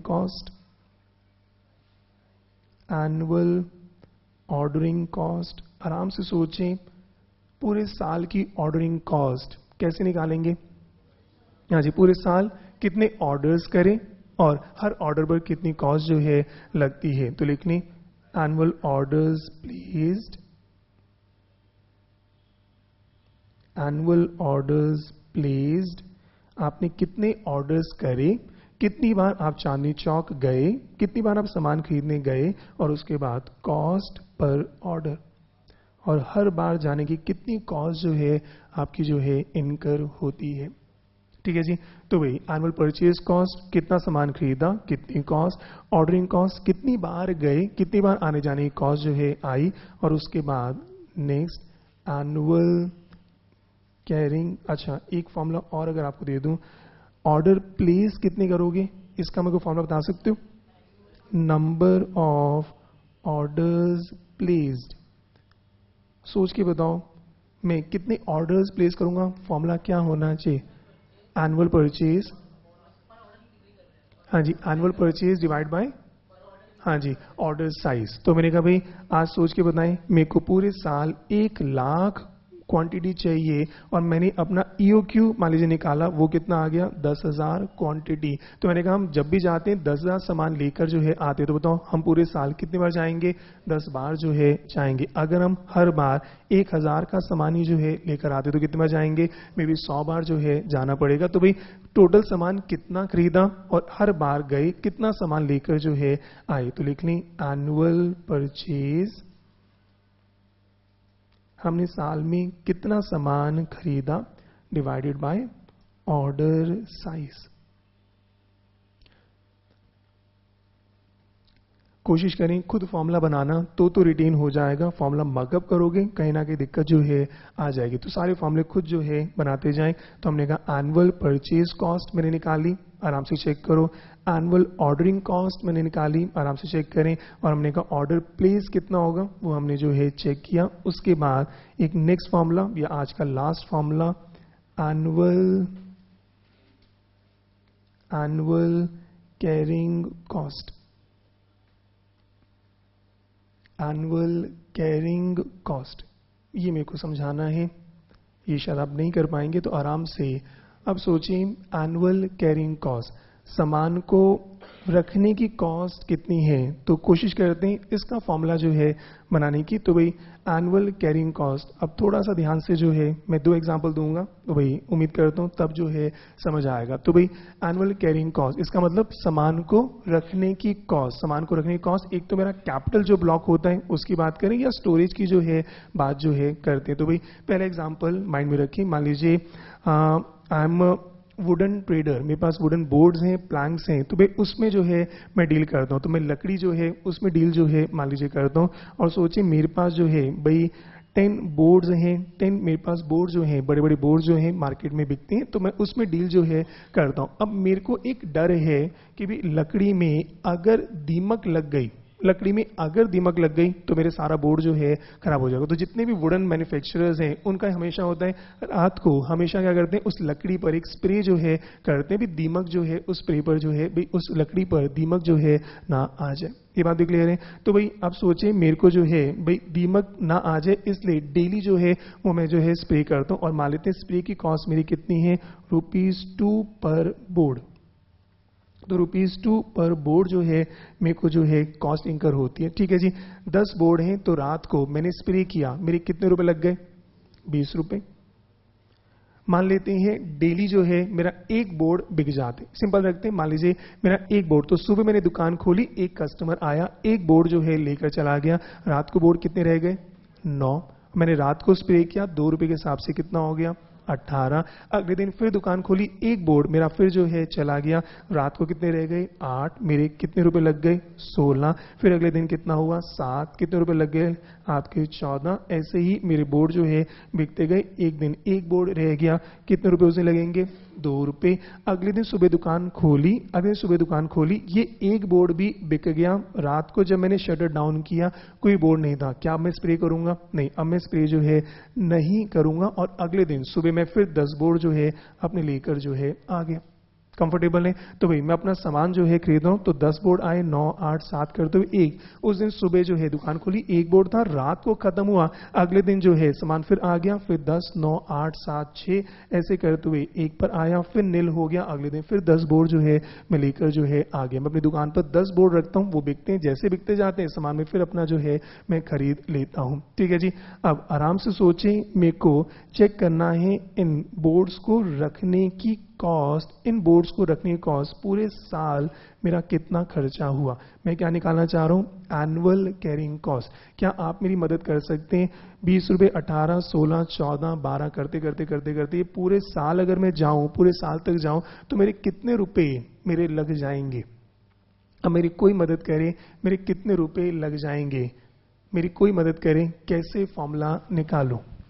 अब आप आराम से सोचें, मैं ये फॉर्मूला, मेरे को इन सबको टोटल करना है, 365 तक मेरे को टोटल करना है। 20, 18, 16, 14, 12, 10, 8, 6, 4, 2, 0, फिर 20, 18, 16। क्या मैं इन सबको ऐसे ऐड करूं? एपी का फॉर्मूला। हाँ जी। अब फाउंडेशन काम आएगा, तो फाउंडेशन में आपने कहा सर एपी सीरीज बन रही, और हेल्प करें। n/2 कहाँ से आवाज आई?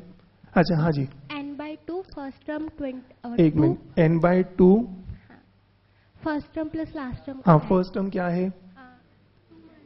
20, लास्ट टर्म 0 लास्ट टर्म 0, नहीं 2 है, लास्ट टर्म 2, और n क्या है? n मेरा क्या है? 10 या 365? फाउंडेशन स्ट्रांग होना चाहिए। मैंने आपको फाउंडेशन बताया था, फाउंडेशन होगा तो इंटर इजी है, इंटर होगा तो फाइनल इजी है। अगर आपने फाउंडेशन छोड़ दिया, इंटर में दिक्कत जो है आ जाएगी। आराम से फाउंडेशन याद करें, एपीजीपी तक पहुंचे, फाउंडेशन जो है एक बार याद करें, फाउंडेशन एक बार याद करें। मेरे को सम करना है, अगर आप सम कर पाएंगे, अब ऑप्शन है या तो कैलकुलेटर पर शुरू हो जाए, 20 + 18 + 16, 365 बार ऐड करते जाओ, एक ऑप्शन वो है। दूसरी ऑप्शन क्या है? एपीजीपी याद करें। फॉर्मूले तो सबको पता है, एप्लीकेशन जो मैंने फाउंडेशन में कहा था, फाउंडेशन एक बेस है आपका, जिससे इंटर जो है समझ जो है आएगा। तो भाई टोटल करके बताएं, क्लास में इतने सारे रैंक होल्डर्स बैठे हैं, फाउंडेशन में रैंक तो सबकी आगे थी, भर भर के रैंक जो है आई है। तो भाई अब जरा मदद करें, सम टोटल कौन कर पाएगा? हाँ जी, सम टोटल। लो जी, माइक जो है देना शुरू करें। सर यहाँ पे आप n की वैल्यू 10 पुट कीजिए पहले। n की वैल्यू 10 पुट करूं, ठीक है जी, n की वैल्यू 10 पुट करते हैं। सर यहाँ से सॉल्व करके हम 10 दिन की कॉस्ट निकाल सकते हैं। एक मिनट, ये आपका ऐसे आएगा, तो आप कह रहे हैं 20 + 2 ये आपका, तो ये कितना हो गया? 110। 110 ये 10 दिन की कॉस्ट है। ये 10 दिन की कॉस्ट है। हमें 365 डेज तक जाना है। ठीक है, आप 365 से भी 5 डेज अलग कर लीजिए, 360 10 के मल्टीपल में आ रहा है। नहीं ऐसे कर लो, 360 डेज पर जाना है। चलो हमें इतना एग्जैक्ट नहीं जाना, 360 दिन मान लेते हैं। ये तो 10 दिन की कॉस्ट है। आप 360 को 10 से डिवाइड कीजिए, 36 आ जाएगा। 36 को 1110 से मल्टीप्लाई करके। तो सर ये 10 दिन की कॉस्ट है 110। सर ये 10 दिन की कॉस्ट है, तो सर एक दिन की कॉस्ट कितनी हो गई? सर ये एक दिन की कॉस्ट कितनी होगी? 11। एक दिन की कॉस्ट कितनी होगी? 11। तो सर 360 दिन की कॉस्ट कितनी होगी? 11 इंटू में 360 जो है आ जाएगा। तो ये कितना हो गया? 3960 जो है कॉस्ट जो है आ रही है। हाँ जी, कितने बच्चे इनकी बात से सहमत हैं? गलत है। हाँ, एक गड़बड़ हुई, कल बचना है सर 11 से होगा। अगर आपने ये किया, इसका मतलब आपने इस दिन को तो इग्नोर करते जा रहे हो।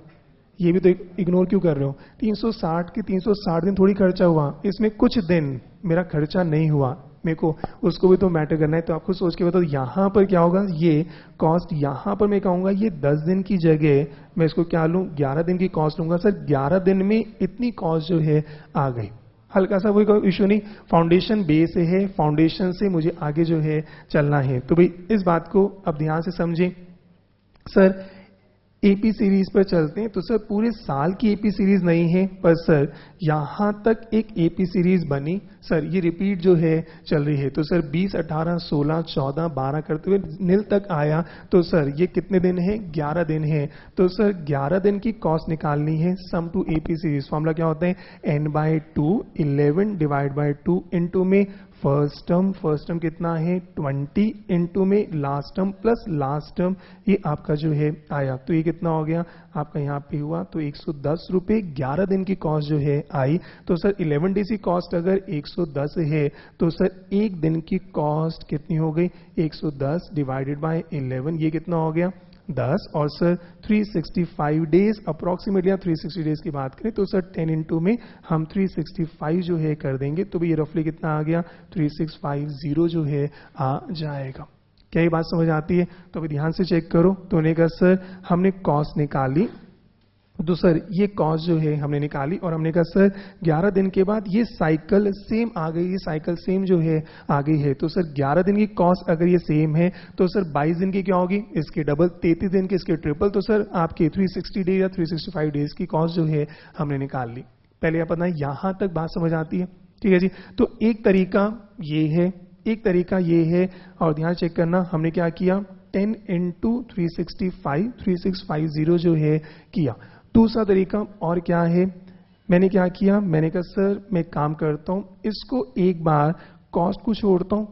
कॉस्ट मेरी क्या है, पर बोर्ड है 2 रुपए, पर बोर्ड कितनी है 2 रुपए। सर एक बोर्ड अगर मैं रखता हूं तो उस पर कितनी कॉस्ट लगती है, एक दिन की 2 रुपए। अगर ये बोर्ड मेरा नहीं बिका, ये बोर्ड नहीं बिका, अगले दिन भी कितनी कॉस्ट लगेगी 2 रुपए, अगले दिन भी कितनी रहेगी 2 रुपए, अगले दिन भी कितनी रहेगी 2 रुपए, अगले दिन भी कितनी रहेगी 2 रुपए।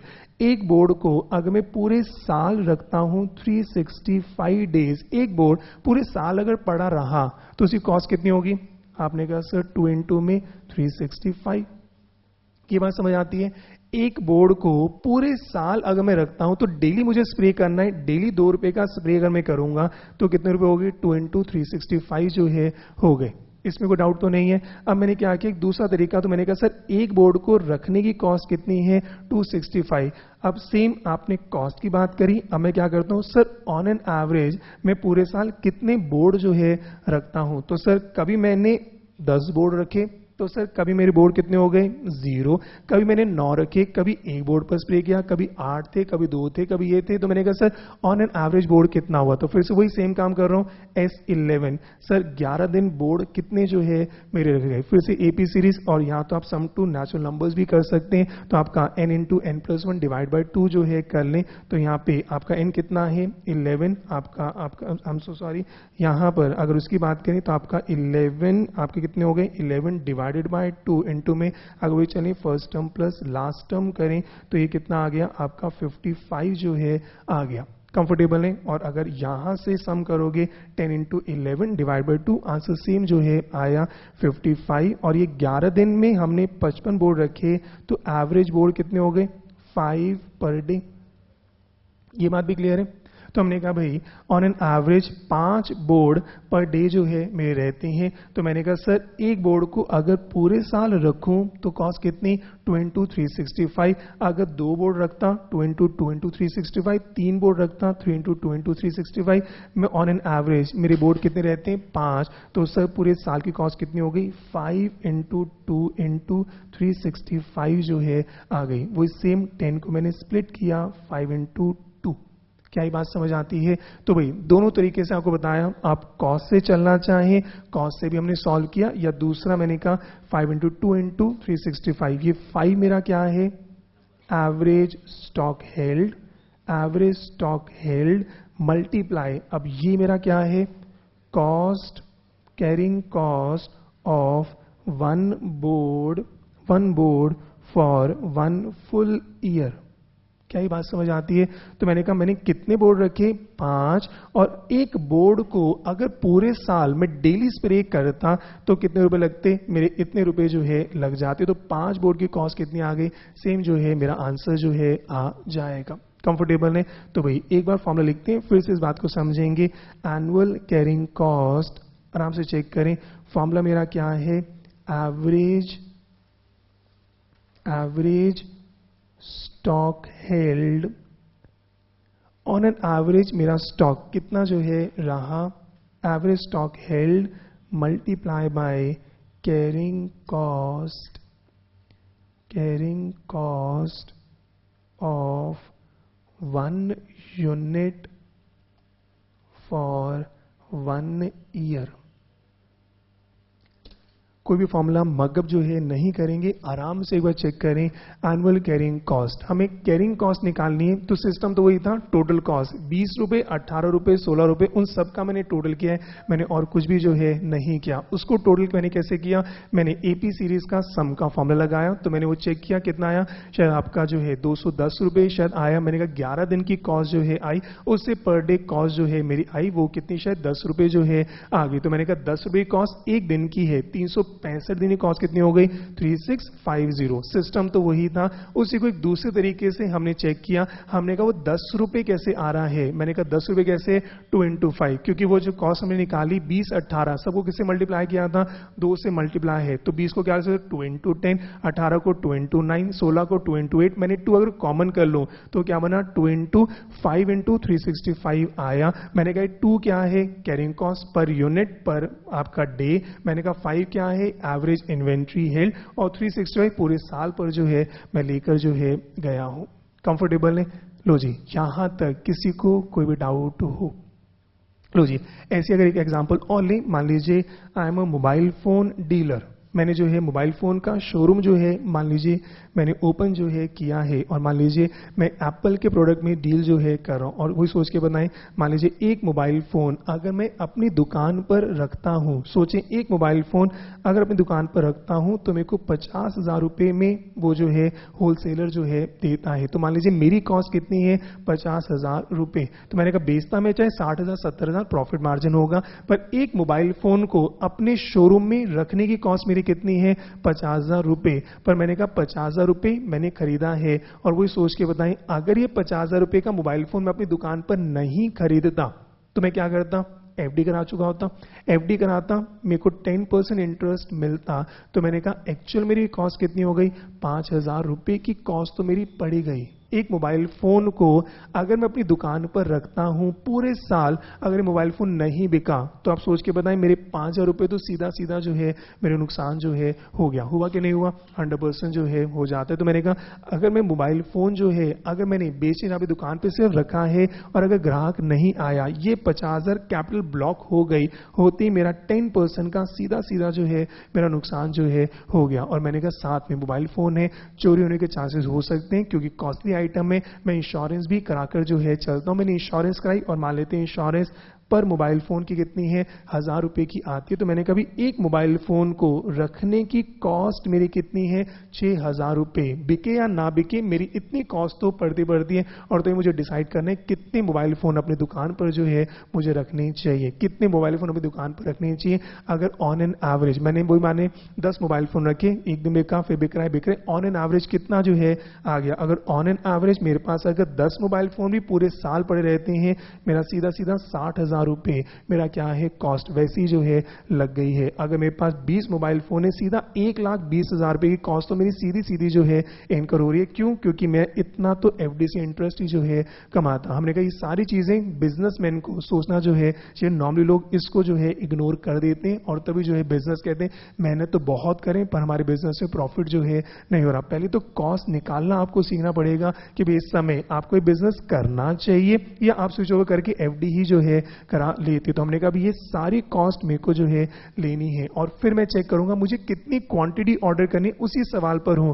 जितना ज्यादा स्टॉक रखूंगा, और जितना ज्यादा स्टॉक रखूंगा उतनी कॉस्ट जो है बढ़ती जाएगी। मैंने 200 मोबाइल फोन अगर मैं रख लिए तो 200 का मतलब कितना हो गया, 12 लाख रुपए सीधा सीधा मेरी कॉस्ट है, सीधा सीधा मेरी कॉस्ट जो है लग गई है। और तभी चेक करें एप्पल डीलर्स के पास ज्यादा स्टॉक नहीं रखते, वही चेक करें जितने हल्के छोटे मोबाइल फोन होंगे उनका स्टॉक हमेशा ज्यादा रखते हैं एप्पल डीलर, क्योंकि उनको पता है जितना ज्यादा स्टॉक रखूंगा मेरी कॉस्ट उतनी ज्यादा जो है लगती है। तो नॉर्मली उनकी आपका स्टॉक बहुत मिनिमम पर जो है चलते हैं, जो हमें सीखना है जिसका नाम क्या है, इकोनॉमिकल ऑर्डर क्वांटिटी। कितना स्टॉक मुझे जो है रखना है, कितना स्टॉक मुझे रखना है कि अपना बिजनेस जो है बिल्कुल सही सलामत जो है चलता चला जाए। कंफर्टेबल है, लो जी पहले एक बार यहीं पर रुकते हैं, एक बार यहीं तक डिस्कस करते हैं, फिर एक सवाल जो है अभी करेंगे। ठीक है, आज की हमारी क्लास मटेरियल कॉस्ट से जो है हमने शुरू किया। फिर से जितना पढ़ा उसको रिवाइज करते हैं। मटेरियल कॉस्ट हमने चूज किया जिसमें आज का टॉपिक सबसे इंपॉर्टेंट, पेपर में 5 नंबर से लेके 10 नंबर का सवाल इसी टॉपिक से जो है आना है। आपके कॉस्टिंग के जितने भी सवाल हैं, अभी तक का जो ट्रेंड है, मिनिमम 5 नंबर का सवाल आता है, मैक्सिमम 10 नंबर का, या तो 5 नंबर का आएगा या 10 नंबर। इसके अलावा और कोई ऑप्शन जो है आईसी अभी फिलहाल जो है नहीं दे रहा। तो एक सवाल या तो इसमें से 5 नंबर का आएगा या 10 नंबर, ये किसी को नहीं पता, पर मिनिमम 5 नंबर का आना ही आना है, मैक्सिमम 10 नंबर का जो है आना है। तो भी उसमें सबसे इंपॉर्टेंट आपका टॉपिक कौन सा है? Economical order quantity. फिर से शब्दों पे जाएं, इकोनॉमिकल ऑर्डर क्वांटिटी। एक ऐसी क्वांटिटी हम निकालना सीखेंगे, एक ऐसी क्वांटिटी हम निकालना सीखेंगे जो अगर हम ऑर्डर करें तो मेरी कॉस्ट क्या हो जाए? इकोनॉमिकल जो है पड़ जाए। मेरे को सेम क्वांटिटी, मेरे को सेम मटेरियल चाहिए, क्वालिटी कॉम्प्रोमाइज नहीं कर रहा, पर इस क्वांटिटी को कितनी क्वांटिटी में खरीदूं कि मेरी ओवरऑल कॉस्ट क्या हो जाए? इकोनॉमिकल जो है आ जाए। मैंने कहा मेरी मटेरियल में 3 प्रकार की कॉस्ट लगती है। पहला क्या है? Purchase cost. परचेज कॉस्ट खरीदूंगा, कितना पैसा लगेगा, डिस्काउंट लग रहा है या पैसा बढ़ रहा है, वो मुझे डिसाइड करना है। इन्फ्लेशन है, प्रोबेबिलिटी के हिसाब से निकाल सकते हैं, डिस्काउंट मिल रहा है डिस्काउंट के हिसाब से। तो भाई खरीदने की कॉस्ट कितनी है उसको मैंने एंटिसिपेट किया, भाई इतनी मेरी खरीदने की कॉस्ट जो है पड़ेगी। फिर सेकंड एस्पेक्ट क्या है? उसको खरीदने के लिए मुझे जाना पड़ेगा, आना पड़ेगा। ट्रांसपोर्टेशन कॉस्ट है, इंश्योरेंस कॉस्ट है, मेरा आपका इंश्योरेंस छोड़ दिया, ट्रांसपोर्टेशन कॉस्ट है, इंस्पेक्शन कॉस्ट है, पेपर वर्क मुझे करना है, टेंडर्स मुझे इनवाइट करने, पर ऑर्डर कॉस्ट, जिसको क्लब किया हमने क्या बोला? Ordering cost. तो मैंने कहा जितनी बार ऑर्डर करूंगा उतनी बार मेरा ऑर्डरिंग कॉस्ट जो है हो जाएगा। और तीसरी कॉस्ट क्या है? जब मटेरियल लाऊंगा उसको रखने की कॉस्ट, मेरा कैपिटल ब्लॉक होता है, मेरी फैक्ट्री का स्पेस यूज होता है, रखने की कॉस्ट अलग है। तो भी 3 मुख्य जो है मेरी कॉस्ट इंकर होती है, और मेरे को जिस क्वांटिटी पे इन तीनों का कॉस्ट मिनिमम हो गया उस क्वांटिटी को मुझे क्या करना है? ऑर्डर जो है करना है। कंफर्टेबल है? तो भाई तीनों का सम करना है। सम किसका करना है? Purchase cost. दूसरा क्या है? Ordering cost. तीसरा क्या है? Carrying cost. परचेज कॉस्ट का formula, purchase cost total annual purchase multiply by purchase price. अगर एक ही प्राइस है मल्टीप्लाई करना, अगर अलग अलग प्राइस है, हमने जनवरी में 10 रुपए के हिसाब से कितने सोचा, फरवरी में 11 होगा, 12, तो भी उसके साथ टोटल कॉस्ट जो है आप निकाल लेना। पहले मुझे लग रहा है कि दिवाली पर डिस्काउंट मिलेगा, हम वो प्रोबेबिलिटी निकाल लेते हैं, मुझे आगे पता है फिर रेट जो है बढ़ने हैं, तो पूरे साल की प्लानिंग जो है करीब इतनी कॉस्ट जो है मेरी आ जाएगी। फिर सेकेंड क्या है? Ordering cost. फिर से ऑर्डरिंग कॉस्ट फॉर्मूला क्या है? नंबर ऑफ ऑर्डर्स, पूरे साल कितने ऑर्डर्स करूंगा, multiply by cost per order. एक ऑर्डर करने की कॉस्ट कितनी जो है पड़ती है, और ऑर्डर्स कितने करूंगा? ऑर्डर्स कितने करूंगा? Total annual requirement divided by order size. 1 lakh unit मुझे खरीदने हैं और मैं 1 लाख ऑर्डर साइज मेरा होता है, मतलब एक ही बारे में गया, काम हो गया तो एक ही ऑर्डर दूंगा। 1 लाख यूनिट खरीदने, और जब जाता हूं 50,000 लेकर आता हूं, कितने ऑर्डर्स करूंगा? 2 ऑर्डर करूंगा। 1 लाख यूनिट खरीदने, मैं जब भी जाता हूं 10,000 सामान लेकर आता हूं, कितनी बार जाऊंगा? 10 बार जो है जाऊंगा। तो भाई जितनी बार गया मल्टीप्लाई बाय ऑर्डरिंग कॉस्ट जो है आ जाएगी। और सबसे इंपॉर्टेंट आपका नेक्स्ट फॉर्मूला वो क्या है? Annual carrying cost. इस सामान को रखने की कॉस्ट, इस सामान को रखने की कॉस्ट। फॉर्मूला क्या है? Average inventory held, average stock held, और फॉर्मूला वही याद रखना, माइंड में रखना, 10, 9, 8, 7, 6 नील हुआ, नील हुआ, उसके बाद 10, 9, 8, 7, 6 फिर नील हुआ, तो नील को भी लेना है। तो मैंने कहा 10 से लेके 0 तक का अगर मेरे को सम का फॉर्मूला करना है, 1 + 2 + 10 तक कितना हुआ? 10 × 11 डिवाइडेड बाय 2। ये कॉस्ट कितनी आ गई? 55। 55 बोर्ड हुए, कितने दिन हमने रखे? हमने जो है 11 दिन रखे, तो एवरेज बोर्ड 11 दिन में कितना हो गया? पर आपका डी कितना हो गया? 5 बोर्ड जो है मैं रखता हूं। तो भाई 10, 9, 8, 7 1 तक गए, सम टू एन नेचुरल नंबर कितना हो गया? 1 से लेके 10 तक जाने, 10 × 11 डिवाइडेड बाय 2। ये कितना हो गया? टोटल बोर्ड मैंने 11 दिन में कितने करे? 55। ऑन एन एवरेज में कितने रखता हूं? 5 बोर्ड जो है रखता हूं। एक तरीका ये, और मैंने कहा जब इन बोर्ड्स को रखा तो डेली पहले जब 10 थे 10 × 2 से मल्टीप्लाई किया, फिर 9 × 2, 8 × 2, 7 × 2, सबको 2 से मल्टीप्लाई कर रहा हूं, और तभी जब टोटल कॉस्ट आई तो मैंने सबको जब टोटल किया तो वही आप चेक करें तो क्या होगा? वही सेम 2 × में 5 एवरेज जो है मेरा आ जाएगा। तो मैंने कहा एवरेज मेरे कॉस्ट पर डे कितना हो गया? 2 × 5 वो कितना हो गया? 10 रुपए। पूरे साल की कॉस्ट कितनी होगी? Multiply by 365। दोनों ऑप्शंस आपके पास है, जैसा आपका मन करे, पर आप पेपर में नॉर्मली एवरेज स्टॉक आपको गिवन होगा, कैरिंग कॉस्ट गिवन होगी, बस मल्टीप्लाई करोगे आंसर जो है आ जाएगा। लो जी, पहले यहां तक किसी को कोई भी डाउट हो? लो जी, किसी के मन में कोई भी डाउट हो? इंटरमीडिएट में कोई भी फॉर्मूला मगअप जो है बस ध्यान रखना नहीं करना, बिल्कुल क्रिस्टल क्लियर जो है आपको फॉर्मूला होना चाहिए। तो इंटर बहुत आसान है, नहीं तो इंटर जो है मुश्किल हो जाएगी। तो आई होप सबको कंफर्टेबल है, किसी मन में कोई भी हल्का सा भी डाउट हो। लो जी, इनको माइक जो है एक बार फिर से दे दें।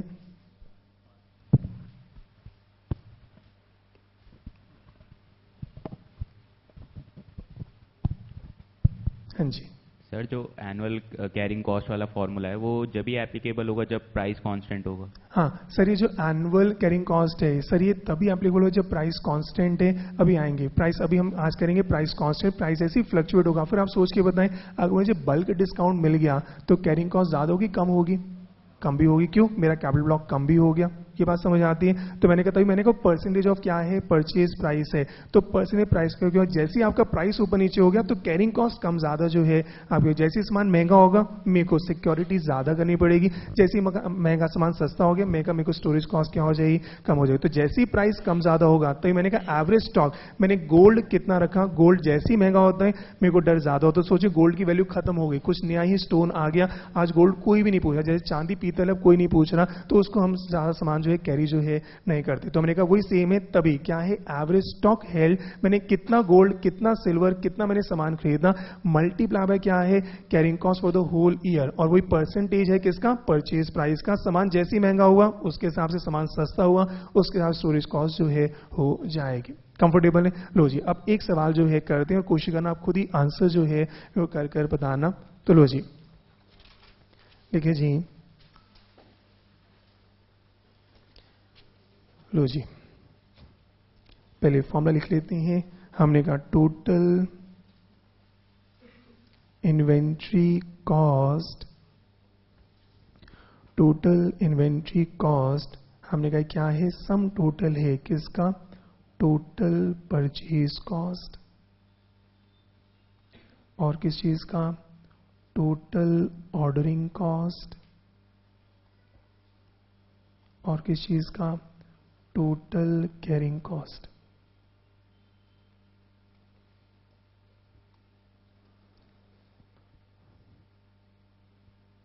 तो भाई दो केसेस में हम इस टॉपिक को पढ़ेंगे, केस ए और केस बी। हमने कहा केस ए, पहले मानते हुए purchase cost is constant irrespective of units ordered। तो भाई पहले मानते हुए कोई बल्क डिस्काउंट नहीं मिल रहा, पहला केस वो लेते हैं। जब इस केस में एक्सपर्टीज होगी तो एक लेवल और बढ़ाएंगे, हमने कहा बल्क डिस्काउंट भी जो है मिलता है। तो लो जी, case B, purchase cost, purchase cost depends upon the quantity ordered, depends upon the quantity ordered। तो भाई पहले केस में प्राइस बिल्कुल सेम है, कोई डिस्काउंट नहीं मिल रहा, और सेकंड केस में मैंने कहा प्राइस जो है थोड़ा थोड़ा जो है चेंज हो रहा है। ठीक है जी, अब आराम से आप सोचें। अभी आज फर्स्ट केस की बात करते हैं कि प्राइस हमारा क्या है, बिल्कुल सेम है, और आराम से आप सोचें, मान लीजिए मुझे वही सेम 1 लाख मेरे को जो है क्वांटिटी पूरे साल जो है परचेज करनी, 1 लाख की क्वांटिटी पूरे साल जो है परचेज करनी, और मान लेते हैं परचेज प्राइस मेरा कितना है, 10 रुपये। परचेज प्राइस कितना है मेरा, 10 रुपये। मेरे को वो क्वांटिटी ऑर्डर करनी है जिसमें टोटल कॉस्ट क्या हो जाए, मिनिमम जो है हो जाए। तो मेरे को तीनों का सम करना है, जिसमें तीनों का सम मिनिमम हो गया वो क्वांटिटी ऑर्डर जो है करूंगा। तो आराम से सोचें, मैंने सोचा ऑर्डर साइज मेरे को 1 लाख लेना है। अब इससे दिखना नहीं, सिर्फ ध्यान से देख लो। मैंने सोचा 10-10 ऑर्डर कर आऊंगा, या मैंने सोचा मे बी 100 ऑर्डर करके जाऊंगा, या मैंने सोचा 1000 ऑर्डर करूंगा, या मैंने सोचा मे बी 10,000 ऑर्डर करूंगा, या मैंने सोचा पूरे 1 लाख एक ही बारी में जो है लेकर आ जाऊं। सोच के बताएं, परचेज कॉस्ट में अगर मैं 10-10 ऑर्डर लेकर आता हूं, 10-10 ऑर्डर लेकर आता हूं, मेरी टोटल परचेज कॉस्ट कितनी होगी? हाँ जी, टोटल परचेज कॉस्ट कितनी होगी भाई? एक सामान 10 रुपए का मिलता है, मैं 10 सामान लेकर आया, कितने 100 रुपए लगेंगे, बार बार जाऊंगा, कोई डिस्काउंट नहीं मिल रहा, तो टोटल परचेज कॉस्ट है सर पूरे साल में 1 लाख इंटू 10 लाख ही जो है पड़ेगा। अगर मैं 100 लेकर आऊं, मुझे कोई डिस्काउंट नहीं मिल रहा, अभी भी 10 लाख पड़ेगा। अगर 1000 लेकर आऊं तब भी 10 लाख पड़ेगा। अगर 10,000 लेकर आऊं तब भी 10 लाख। और मैंने कहा भैया मैं पूरा एक साथ ले जाऊं, कह रहे भाई हमारा कोई डिस्काउंट नहीं, आप चाहे 10 यूनिट लो या 1 लाख, से हमारा फ्लैट रेट है, हम आपको 10 लाख में ही जो है देंगे। कंफर्टेबल है? ऐसी अब मुझे बताओ ऑर्डरिंग कॉस्ट। भाई मान लेते हैं ऑर्डरिंग कॉस्ट मान लेते हैं 5 रुपए की है, तो ये ऑर्डरिंग कॉस्ट 5 रुपए। तो बताओ अगर मैं 10 ऑर्डर लेकर आता हूं कितनी बार जाऊंगा? हाँ जी, कितनी बार जाऊंगा? 10,000 बार इंटू में 5 रुपए। अगर मैं 100 यूनिट लेकर आता हूं कितनी बार जाऊंगा? 1000 बार इंटू में 5 रुपए। अगर 1000 लेके गया तो 100 बार जाऊंगा इंटू 5 रुपए। 10,000 बार गया तो 10 बार जाऊंगा इंटू 5 रुपए। और एक ही बार गया, बस 5 रुपए में मेरा काम जो है हो जाएगा। ऐसी मान के चलें कैरिंग कॉस्ट मान लेते हैं ₹2 पर यूनिट पर एनम, 2 रुपए मेरे जो है पूरे साल पे खर्चा जो है होता है। तो अगर मैं 10 का सामान लेकर आया तो एवरेज कितना रह जाएगा? हमेशा 5, 10 9 8 7 करते हुए 0, फिर 10 पर आएंगे। तो मैंने कहा 10 डिवाइडेड बाई 2 इंटू में कैरिंग कॉस्ट कितना? 2 रुपए। अगर मैं 100 सामान खरीद कर आता हूं, पहले 100 होगा, फिर 98, 97, 90, 80, 70, 60, जैसे निल होगा वापस 100 लाऊंगा। तो भाई मेरा एवरेज कितना हो गया? 100 डिवाइड बाई 2 इंटू में 2 रुपए। अगर यहाँ पर 1000 है तो 1000 डिवाइडेड बाई 2 इंटू 2 रुपए। यहाँ पे 10,000 डिवाइड बाई 2 इंटू 2 रुपए। यहाँ पे 1 लाख का पूरा सामान डिवाइड बाई 2 इंटू 2 रुपए जो है हो जाएगा। और मुझे करना क्या है? मेरे को टोटल कॉस्ट जो है निकालनी है, मेरे को टोटल कॉस्ट निकालनी है। तो यहाँ पे कितना हुआ? 10,50,000 10 रुपए। तो 10,50,000 10 रुपए। यहाँ पर कितना हुआ? 10,05,100 रुपए। यहाँ पर कितना हुआ? 10,05,000 और 100, 10,06,000 रुपए। यहाँ कितना हुआ? 10,50,000 और 1000, तो 10,10,050 रुपए। और यहाँ पर कितना हो गया आपका? 10 लाख और ये 11 लाख और 5 रुपए जो है आ जाएगा। कंफर्टेबल है? तो भी जिसमें भी लोवेस्ट हो गया वो क्वांटिटी मुझे जो है लेनी चाहिए। ये बात समझ आती है? जिसमें भी लोवेस्ट हो गया वो क्वांटिटी जो है लेनी चाहिए। इसमें क्या मैं एक स्टेप कम कर सकता हूं? मेरे को डिसीजन लेना है जिसमें भी लोवेस्ट क्वांटिटी आ गई। हाँ, हमने कहा ये तो इरेलेवेंट हो गई। मैंने कहा भाई मेरे को तो सम टोटल मिनिमम चाहिए, तो मैंने कहा इन सबको सम करूं या इसको हटा दूं, ये तो सेम कांस्टेंट सबसे मल्टीप्लाई हो रहा है। तो ये पहला के सिंपल सा है, हम परचेज को उसको इग्नोर कर देते हैं, इन दोनों का सम जो है हम कर लेते हैं। जो मिनिमम आएगा वो मेरा क्या हो गया? ईओक्यू जो है हो गया। और जैसी अगर यहाँ पर डिस्काउंट भी हो जाता, मेरा सेकेंड एस्पेक्ट, अगर आप 100 लोगे तो हम 10 की जगह जो है मे बी हम आपको 9 रुपए 80 पैसे देंगे। अगर आप 1000 लोगे मे बी 9 रुपए 70 पैसे देंगे। 10,000 लोगे मे बी 9 रुपए 60 पैसे देंगे। 1 लाख लोगे हम आपको 9 रुपए पे दे देंगे। अब बताओ क्या मुझे परचेज कॉस्ट लेनी है? वो मेरा नेक्स्ट टॉपिक होगा, तब तीनों को सम कर लेना। क्या ये बात समझ आती? पेपर में सवाल आना ही आना है, 5 नंबर का पक्का जो है हो जाएगा। तो भाई कल आपका 5% सिलेबस भी कंप्लीट जो है हो जाएगा। भाई 5 नंबर पक्का जो है हर टाइम में आना है। कल उतनी तैयारी हो जाएगी, पेपर में कैसा भी सवाल आ जाए आपके 5 से 10 नंबर जो है पक्के हो जाएंगे। कंफर्टेबल है? तो लो जी, अब इस पे सवाल जो है कर लेते हैं। तो भाई अब आप ही मुझे करके बताना। तभी लिख लो केस ए। लो जी, कह रहे हैं अ company needs to purchase 36,000 units. A company needs to purchase 36,000 units in a year. तो भाई एनुअल रिक्वायरमेंट कितनी है? 36,000 मेरे को स्टॉक जो है लाना है। Ordering cost per order ₹450। और जब भी मेरे को जाना पड़ता है 450 रुपए मेरे हर ऑर्डर पर जो है लगते हैं। ऐसे ही कैरिंग कॉस्ट ऑफ 1 यूनिट पर एनम, एक सामान को पूरे साल रखने की कॉस्ट कितनी दे रहा हूं? 10 रुपए। एक सामान को पूरे साल रखने की कॉस्ट कितनी हो गई? 10 रुपए। और आपसे पूछा है compute ordering cost, compute ordering cost, carrying cost and compute ordering cost, carrying cost and sum total of ordering and carrying cost in the following cases.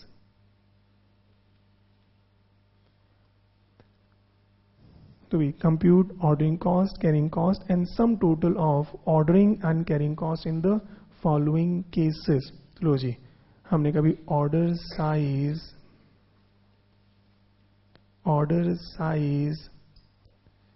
भाई केस ए, मैंने ऑर्डर साइज सोचा 1000 यूनिट में लेकर आऊंगा।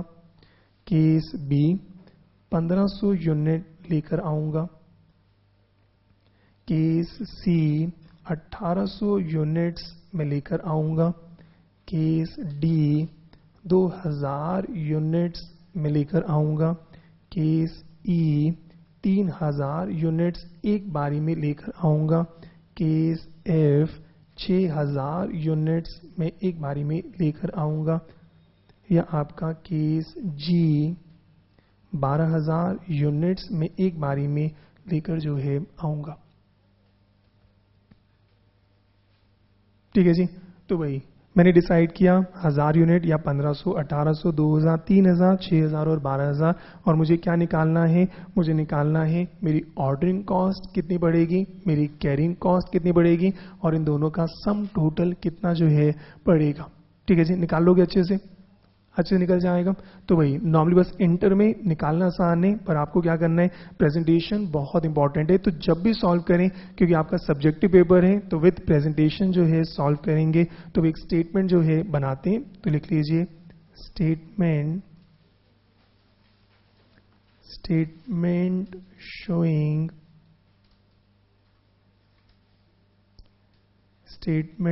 showing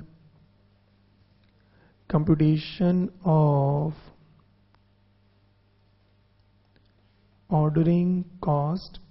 हमें जो निकालना है मैंने अपने टेबल की हेडिंग में डाला, statement showing computation of ordering cost. और मुझे क्या निकालना है, कैरिंग कॉस्ट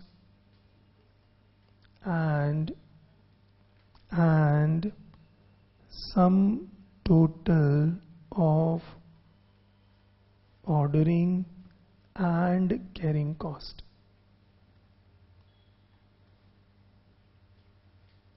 तो भाई जो चीजें मुझे निकालनी है मैंने ऊपर हेडिंग जो है दी। तो भाई कॉलम चेक कर लें, पहला कॉलम सबसे छोटा मैं से लिखूंगा case A B C D E F जो है लिखना है। उसके बाद कॉलम बहुत सारे हैं, फिर मैं क्या लिख रहा हूँ, ऑर्डर साइज जो गिवन है 1000, 1200, 1500, 1800 ऑर्डर साइज जो है आया। उसके बाद फिर मैं नेक्स्ट दे रहा हूं नंबर ऑफ ऑर्डर्स, हमने एक फॉर्मूला बनाया था, तो कितने ऑर्डर्स प्लेस करेंगे। उसके बाद ऑर्डर प्लेस करने के बाद क्या होगा, ऑर्डरिंग कॉस्ट।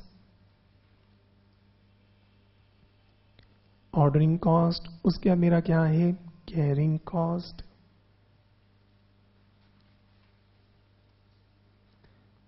और उसका मेरा क्या है, सम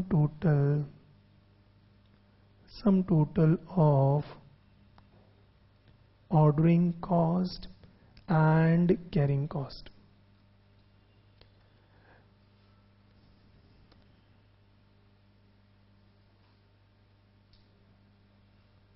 लो जी, आराम से आप सोचें, फर्स्ट मैं करवा देता हूं, उसके बाद आप जो है करना। केस ए ऑर्डर साइज कितना है, 1000 यूनिट। तो भाई केस ए ऑर्डर साइज कितना है, 1000 यूनिट। अब मुझे बताओ नंबर ऑफ ऑर्डर्स कैसे निकालोगे। हाँ जी, नंबर ऑफ ऑर्डर कैसे निकालोगे। हमने कहा भाई 36,000 डिवाइडेड बाय 1000, कितने ऑर्डर्स हो गए, 36। तो भाई नंबर ऑफ ऑर्डर्स कितने हो गए 36। सारी कैलकुलेशंस आपको दिखानी है। फिर ऑर्डरिंग कॉस्ट कैसे निकालोगे? ऑर्डरिंग कॉस्ट कैसे निकालोगे? 36 इनटू में कितना है 450। तो चाहो तो ऐसे कर लो, नहीं तो आप इसको ये कर सकते हैं, यहां पे मैंने लिखा A और मैंने यहां पे लिख दिया A मल्टीप्लाई बाय 450, क्योंकि 450 बार बार जो है लिखता जाऊंगा, तो मैंने मल्टीप्लाई बाय 450 जो है कर दिया। तो भाई ये कितना आ जाएगा?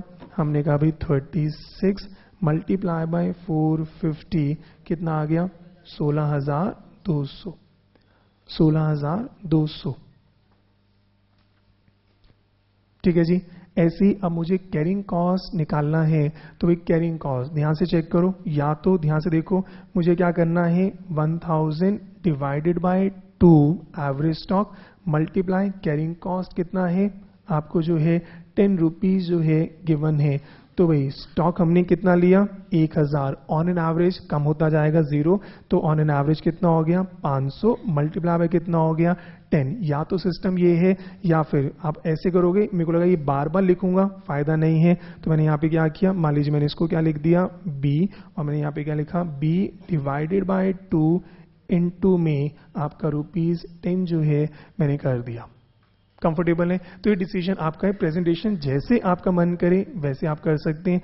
तो भाई सीधा जो है अब मैं निकाल सकता हूं, और अगर आपको लगे गड़बड़ है तो भाई आप ऐसे लिख लें 1000 डिवाइडेड बाय 2 इनटू में 10 रुपीज। दोनों ऑप्शंस हैं, आप ऐसे लिखना चाहें ऐसे लिख लें, या ऊपर आप एक शॉर्टकट देना चाहें शॉर्टकट जो है दे सकते। तो ये कितना आ गया 5000, ये कितना आ गया 5000, और टोटल कॉस्ट कितनी हो गई है हमने कहा भी 21,200। लो जी, क्या ये कर सकते हैं?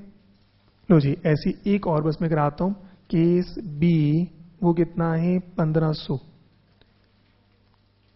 केस B आराम से चेक करो, ये कितना आ रहा है 1500। तो भाई ये कितना हो जाएगा 36,000 डिवाइडेड बाय 1500 कितना आ रहा है 24।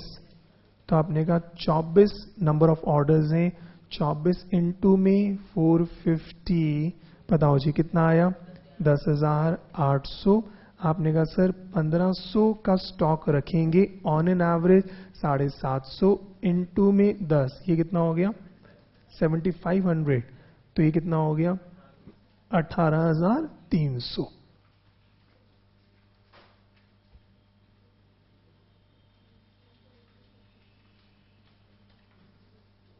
लो जी, आराम से चेक कर लें, इसमें किसी को कोई भी डाउट हो तो भाई अब आप आगे बढ़ते जाओ। हाँ जी, एक बार उनको माइक जो है दे दें। हाँ जी पूछिए। Good morning sir. सर ये एवरेज में 2 क्यों ले रहे हैं? सर ये एवरेज में हम 2 क्यों ले रहे हैं?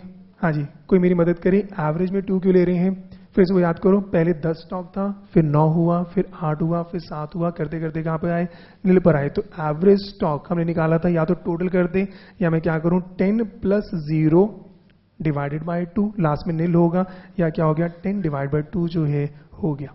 कंफर्टेबल है? फिर से चेक करें, बच्चे ने पूछा सर डिवाइड बाय 2 क्यों हुआ? या तो आप टोटल करो 10, 9, 8, 7, 6, 5, 4, 3, 2, 1, वो सारा आप करोगे, डिवाइड जो है मुझे करना है। तो ये कितना आया था? ये आया था 55 डिवाइडेड बाय 11, ये कितना हो गया 5 जो है आ गया। या क्योंकि मेरे को लास्ट तक नील पर जाना है, तो अगर ध्यान देखोगे तो 10 आपका जो है डिवाइड बाय 2 करोगे तभी 5 जो है आ जाएगा। भी एवरेज स्टॉक पहले 10 था तो कभी 0 था, कभी 9 था तो कभी 1 था, कभी 8 था तो कभी 2 था, कभी 6 था, कभी 3 था। तो एवरेज कितना हो गया? आप चाहो तो 10 प्लस आपका जो है 0, 10 + 0 डिवाइड बाय 2 करोगे 5 जो है आ जाएगा। हर क्वेश्चन में यही होगा सर। एवरेज कैसे निकालते हैं? Average average sir sum of all observation divide by number हाँ, ऑफ ऑब्जर्वेशन। एवरेज जैसे निकालते तो वही एवरेज जो है हम कर रहे हैं। अच्छा, बच्चे का सवाल वही है सर, एवरेज आपने शायद फाउंडेशन पे एक होता है सिंपल एवरेज, एक कौन सा होता है वेटेड एवरेज। ठीक है, तो अगर सिंपल चल रहा है तो क्या होगा सिंपल एवरेज। इसमें अगर डेज अलग हो जाते, सर ये 10 दिन रहा, 3 दिन तक 10 रहा, फिर 9 4 दिन तक रहा, फिर क्या गया, फिर आप क्या लोगे वेटेड एवरेज। फिर क्या होगा, ये 10 है, इसकी फ्रीक्वेंसी 3, 9 की फ्रीक्वेंसी कितनी हो गई 4, फिर 7 की फ्रीक्वेंसी, उसके हिसाब से जो है हो जाएगा। अब ठीक है, तो भाई जब तक सिंपल चल रहा है सिंपल एवरेज, और जैसे ही आपका ज़्यादा हो गया तो भाई आपका जब चेंज हो जाएगा तो वहाँ वेटेड एवरेज, मतलब एवरेज फाउंडेशन में सीखा था, सिंपल एवरेज या फिर वेटेड एवरेज जो है कर लेना। कंफर्टेबल है? लो जी, किसी को और कोई भी डाउट हो और आगे बढ़े? लो जी, फिर से चेक करें नेक्स्ट। अब शायद सबने निकाल लिया होगा 1800 यूनिट। तो बताओ जी कितने ऑर्डर्स हो रहे हैं? 20, और अमाउंट कितना? 9000। आगे भी कितना? 9000, उसका कितना? 18000। फिर केस डी वो कितना है? 2000। तो 2000 पे ऑर्डर्स कितने? 18। ऑर्डरिंग कॉस्ट कितनी हो गई? 8100। कैरिंग कॉस्ट 10000 एग्जैक्ट, तो ये कितना हो गया? 18100। फिर केस ई पर आए, वो कितना है? 3000, तो ये कितना हो गया? 12। 5400 15000, तो टोटल कितना हो गया? 20400। लो जी, सबने निकाल लिया या अभी निकाल रहे हैं? कितने बच्चे भी सॉल्व कर रहे हैं? 1-2 बच्चे कर रहे हैं। चलो हम तब तक वहां तक पहुंच जाएंगे। ऐसी एफ पर आ जाए, ये कितना है? 6000। 6 ऑर्डर्स 2700। 30000। ओके, तो ये कितना हो गया? 32700। और उसके बाद जी 12000, ये कितने हो गए? 3। 1350। 60000। 60000, ठीक है, तो 61,350 जो है आ जाएगा। लो जी, तो भाई 5 नंबर का सवाल ये पेपर का है, इससे ज़्यादा इंस्टीट्यूट जो है नहीं पूछेगा। 5 नंबर का सवाल इस लेवल का जो है आपके पेपर में आएगा। कंफर्टेबल है? सबने निकाल लिया? तो बताओ जी अब हमें कितनी क्वांटिटी ऑर्डर जो है करनी चाहिए? अगर आपसे पूछें तो भाई कितनी क्वांटिटी ऑर्डर करें? हाँ जी, तो भाई अगर 1000 का ऑर्डर करते तो वही चेक करें, ऑर्डरिंग कॉस्ट मेरी सबसे ज्यादा हो जाएगी पर कैरिंग कॉस्ट क्या है? सबसे कम। जैसी क्वांटिटी बढ़ाऊंगा ऑर्डरिंग कॉस्ट मेरी कम होती जाएगी, कैरिंग कॉस्ट क्या हो जाएगी? बढ़नी जो है शुरू हो जाएगी। जैसे ही मैं ऑर्डर का साइज बढ़ाता जाता हूं ऑर्डरिंग कॉस्ट मेरी क्या हो गई? कम। कैरिंग कॉस्ट जो है मेरी बहुत जो है बढ़ती जाएगी। तो मैंने कहा मुझे क्या चेक करना है? जहां पर इन दोनों का सम क्या हो जाए? मिनिमम हो जाए। और वही चेक करें, 21200 से कॉस्ट कम हुई 18300, इससे कॉस्ट कम हुई 18000, पर एक लेवल के बाद कॉस्ट बढ़ी 1800, फिर कॉस्ट और बढ़ रही है, कॉस्ट और बढ़ रही है, कॉस्ट और जो है बढ़ती जाएगी। तो भाई मेरी मिनिमम कॉस्ट बताओ जी कहां पर आएगी? यहां पर जो है आ गई। तो मैंने कहा मिनिमम कॉस्ट मेरी कितनी हुई? 18000 पर जो है आ जाएगी। तो भाई कितनी क्वांटिटी ऑर्डर करनी चाहिए? 1800। तो मैंने कहा भाई economical order quantity,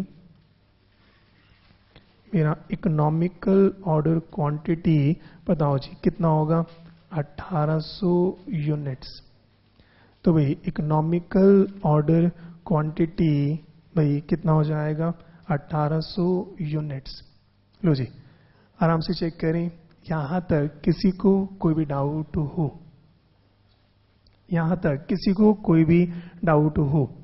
ordering cost निकालना हमने सीखा, कैरिंग कॉस्ट निकालना सीखा, टोटल कॉस्ट हमने निकाली, और हमारा टारगेट क्या है? उसी कॉस्ट पर जाना है जहां पर ये कॉस्ट मिनिमम जो है हो जाए। मिनिमम कहां पर हो रही है? 1800 यूनिट्स पर जो है हो रही है।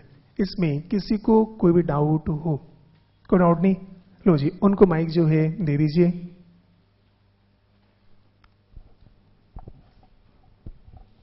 सर ये जो आपने कैरिंग कॉस्ट का फॉर्मूला बताया, कैरिंग कॉस्ट का formula average inventory multiply by carrying cost per unit per annum.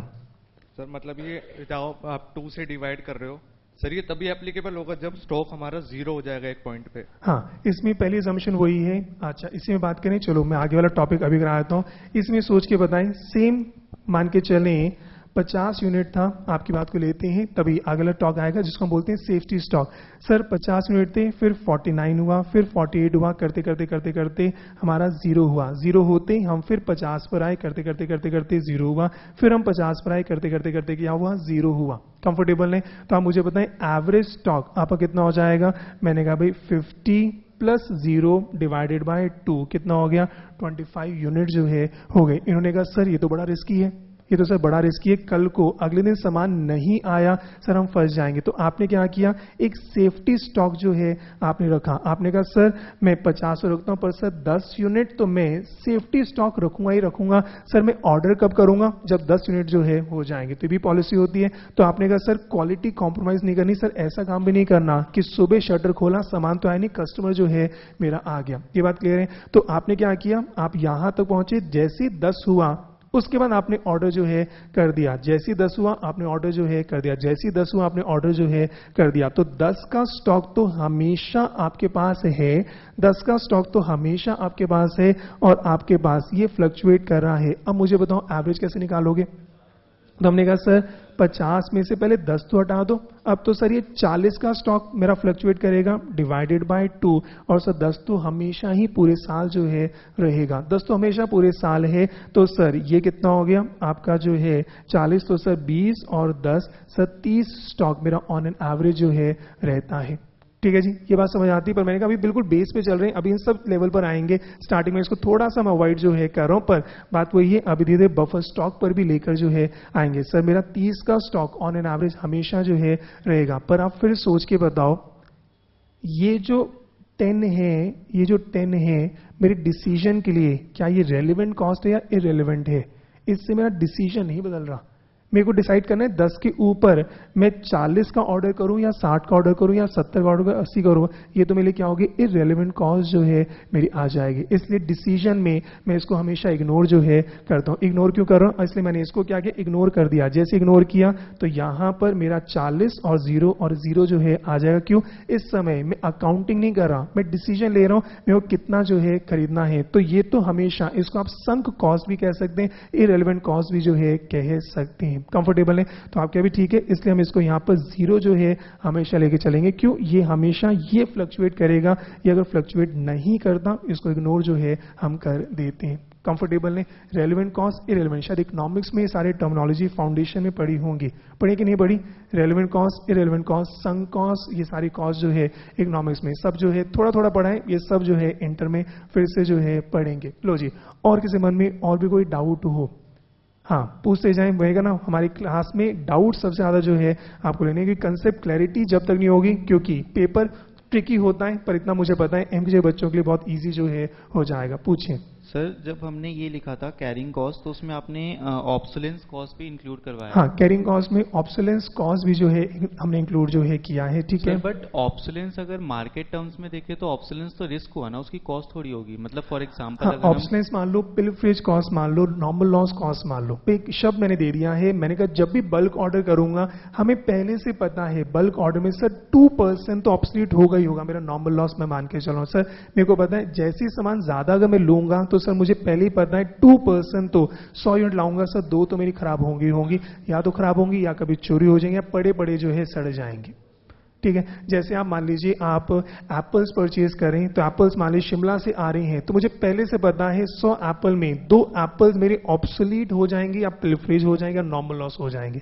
आप पूछिए सर। बट जो फिर अभी आपने जो बताया कि अगर वो हमारा परमानेंट नॉर्मल लॉस हो गया, फिर तो डिसीजन लेते समय उसे इग्नोर कर देंगे, क्योंकि हम अकाउंटिंग नहीं कर रहे, डिसीजन ले रहे हैं। तो सर अगर उसे इग्नोर कर देंगे तो फिर यहाँ पे ऑब्सोलेंस कॉस्ट का मतलब क्या रह गया? नहीं, फिर से बताएं सर। जैसे ऑब्सोलेंस कॉस्ट है, आपने कहा मेरी ऑब्सोलेंस कॉस्ट है, ठीक है, पिलफरेज कॉस्ट है। हाँ, हम नॉर्मल एक लेके चलते हैं। फॉर एग्जांपल आपने कहा कि एप्पल हमने इंपोर्ट करवाया, तो नीचे के मतलब 10 एप्पल खराब होंगे। हाँ, ठीक है जी। तो सर वो 10 एप्पल की जो हमारी कॉस्ट है, वो तो यहाँ पे जैसे 10 का जो हम बफर स्टॉक लेके चल रहे हैं, सेम कंसेप्ट आ गया। नहीं वैसे, अच्छा इनकी बात समझे सर। अगर ऑब्सोलेंस कॉस्ट होती है, क्या हर स्टॉक में होती है? अब सोच के बने, अगर ऑब्सोलेंस कॉस्ट होगी तो क्या मैं ये बफर स्टॉक रखूंगा? शायद ना भी रखूं। मैंने कहा मैंने सारे ऑप्शंस दे दिए, जरूरी तो नहीं सब कुछ ऑप्शंस मेरे एक्सरसाइज होगा।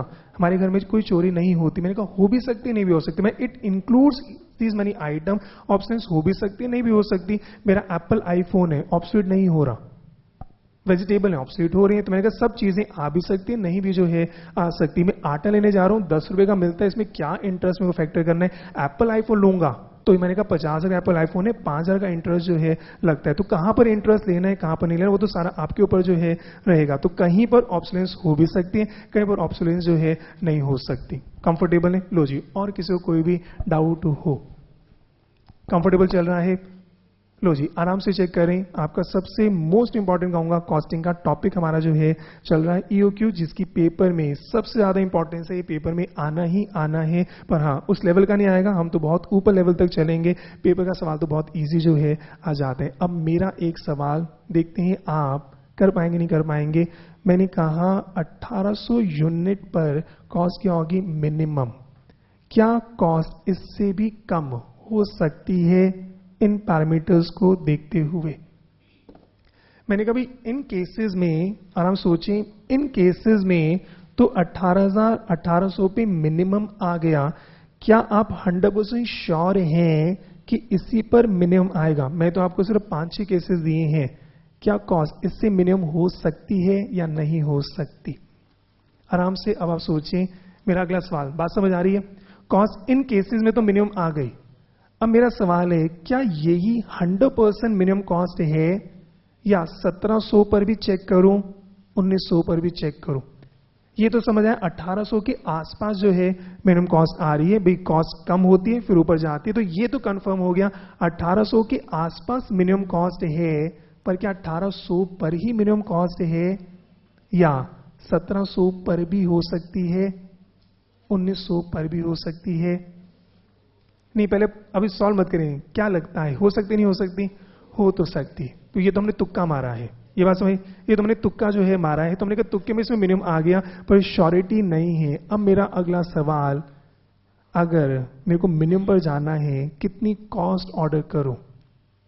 अब आराम से आप सोचें, मुझे वो क्वांटिटी चाहिए जो 100% मिनिमम पर जो है आ जाए। कैसे निकालूं? आराम से सोचें, आराम से सोचें। हिंट देता हूं, फाउंडेशन में पढ़कर आए हो। आराम से एक बार सोचें, हिंट देता हूं, फाउंडेशन में पढ़कर आए हो। फाउंडेशन आपका बेस है। आराम से एक बार सोचें, फाउंडेशन में पढ़कर आए हो, 12th में पढ़कर आए हो। मैक्सिमम मिनिमा कुछ आया, अब चलो बता दिया भाई मैक्सिमम मिनिमा पे जाना है। तभी फाउंडेशन में डिफरेंशिएशन पढ़ाया था एक पर्पस के लिए, कॉस्ट मिनिमम करनी है। याद है या भूल गए? कैसे करोगे बताओ? पहला स्टेप क्या होता है? हाँ जी, पहला डिफरेंशिएट करना है, उसके बाद क्या करोगे? इक्वल टू 0 करोगे। उसके बाद क्या करना है? सेकंड डिफरेंशिएट करोगे और उसके बाद ऊपर की वैल्यूज को नीचे डालोगे। और फिर अगर याद करें, अगर वैल्यू नेगेटिव आ गई तो मैक्सिमा, और अगर पॉजिटिव आ गई तो मिनिमा। कंफर्टेबल है? अब एक बार आपको टाइम देता हूं, आराम से आप सोचें अब किसको डिफरेंशिएट करना है। आप ही सोचें कैसे डिफरेंशिएट करना है, आप सोचें, फिर मैं आपकी मदद जो है करता हूं। एक बार आप ट्राई करोगे या मैं ही ट्राई करूं? हाँ जी, एक बार 2-3 मिनट आप लगाएं। मेरा मन वही है, आप एक बार कोशिश करें। फॉर्मूला तो मैं आपको दे ही दूंगा। मेरे को कॉस्ट मिनिमम पर जो है जाना है। आराम से सोचें, कॉस्ट को मिनिमम पर लेकर जाना है। किस क्वांटिटी पर कॉस्ट मिनिमम होगी? पहले बनाओ कॉस्ट फंक्शन, पहले बनाओ कॉस्ट फंक्शन। कॉस्ट फंक्शन क्या है? Sum total of 3 cost. Purchase cost का फॉर्मूला पता है, ऑर्डरिंग कॉस्ट का फॉर्मूला पता है, कैरिंग कॉस्ट का फॉर्मूला पता है। उसके बाद चलो हेल्प करता हूं, उस फॉर्मूले को लिख लेना। Let the unit order be x, let the unit order be x. तो टोटल परचेज कॉस्ट का फॉर्मूला निकाल लेना। ऑर्डरिंग कॉस्ट का फॉर्मूला एक्स के टर्म्स में आ जाएगा, कैरिंग कॉस्ट का फॉर्मूला एक्स के टर्म में आ जाएगा। टोटल कॉस्ट को डिफरेंशिएट करना, एक्स को इक्वल टू 0 पुट करना, एक वैल्यू आ जाएगी। फिर सेकंड डिफरेंशिएट जो है करना।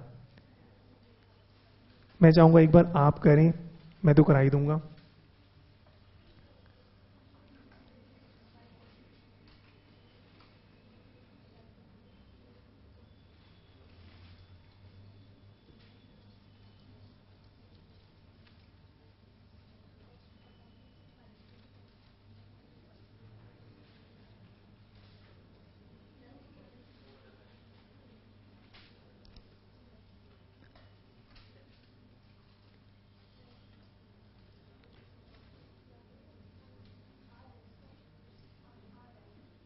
हाँ जी, आराम से सॉल्व करें। फाउंडेशन में जिसने जो टॉपिक छोड़ा उसको इंटर में दिक्कत आएगी। इंटर में कोई टॉपिक छोड़ोगे फाइनल में दिक्कत जो है आएगी।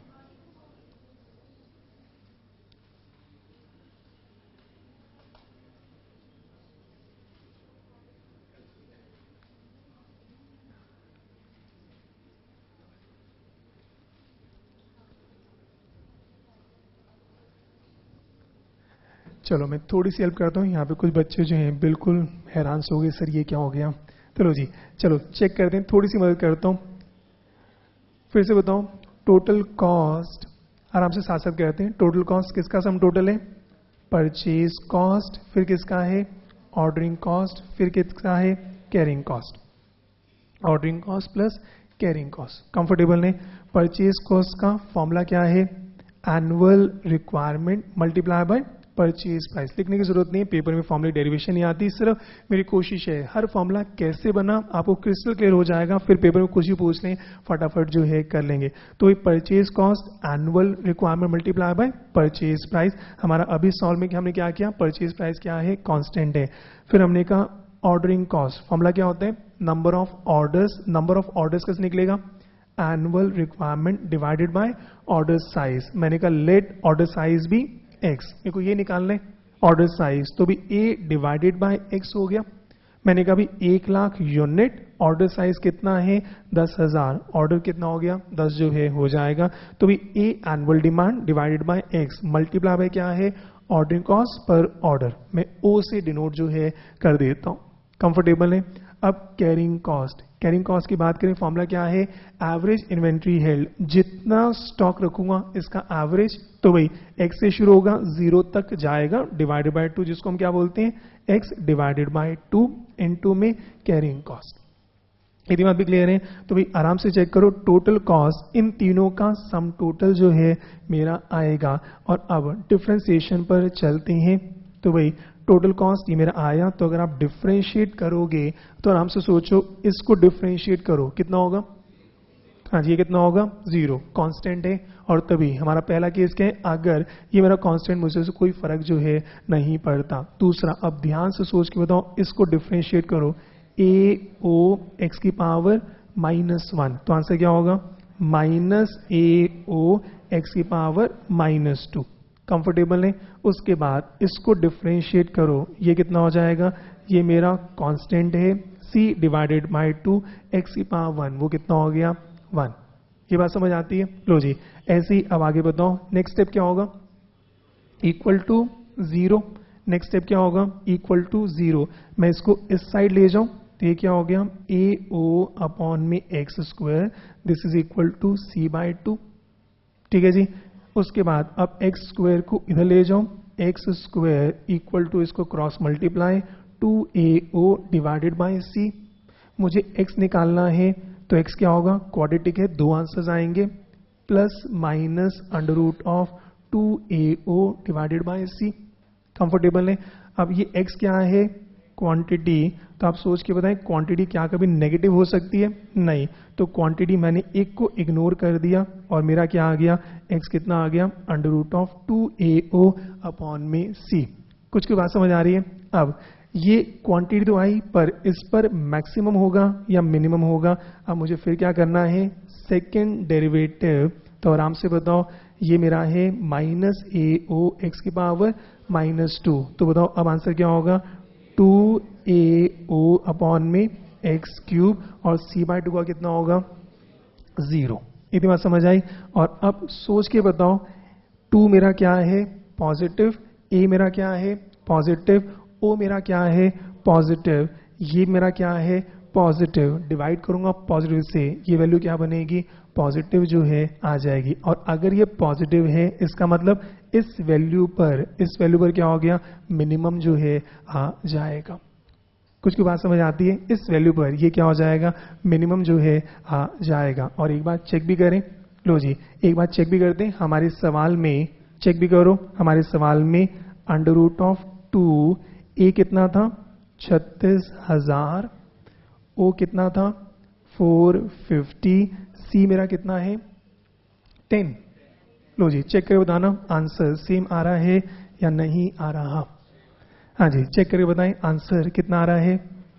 1800 यूनिट जो है आ जाएगा। हाँ जी कंफर्टेबल है?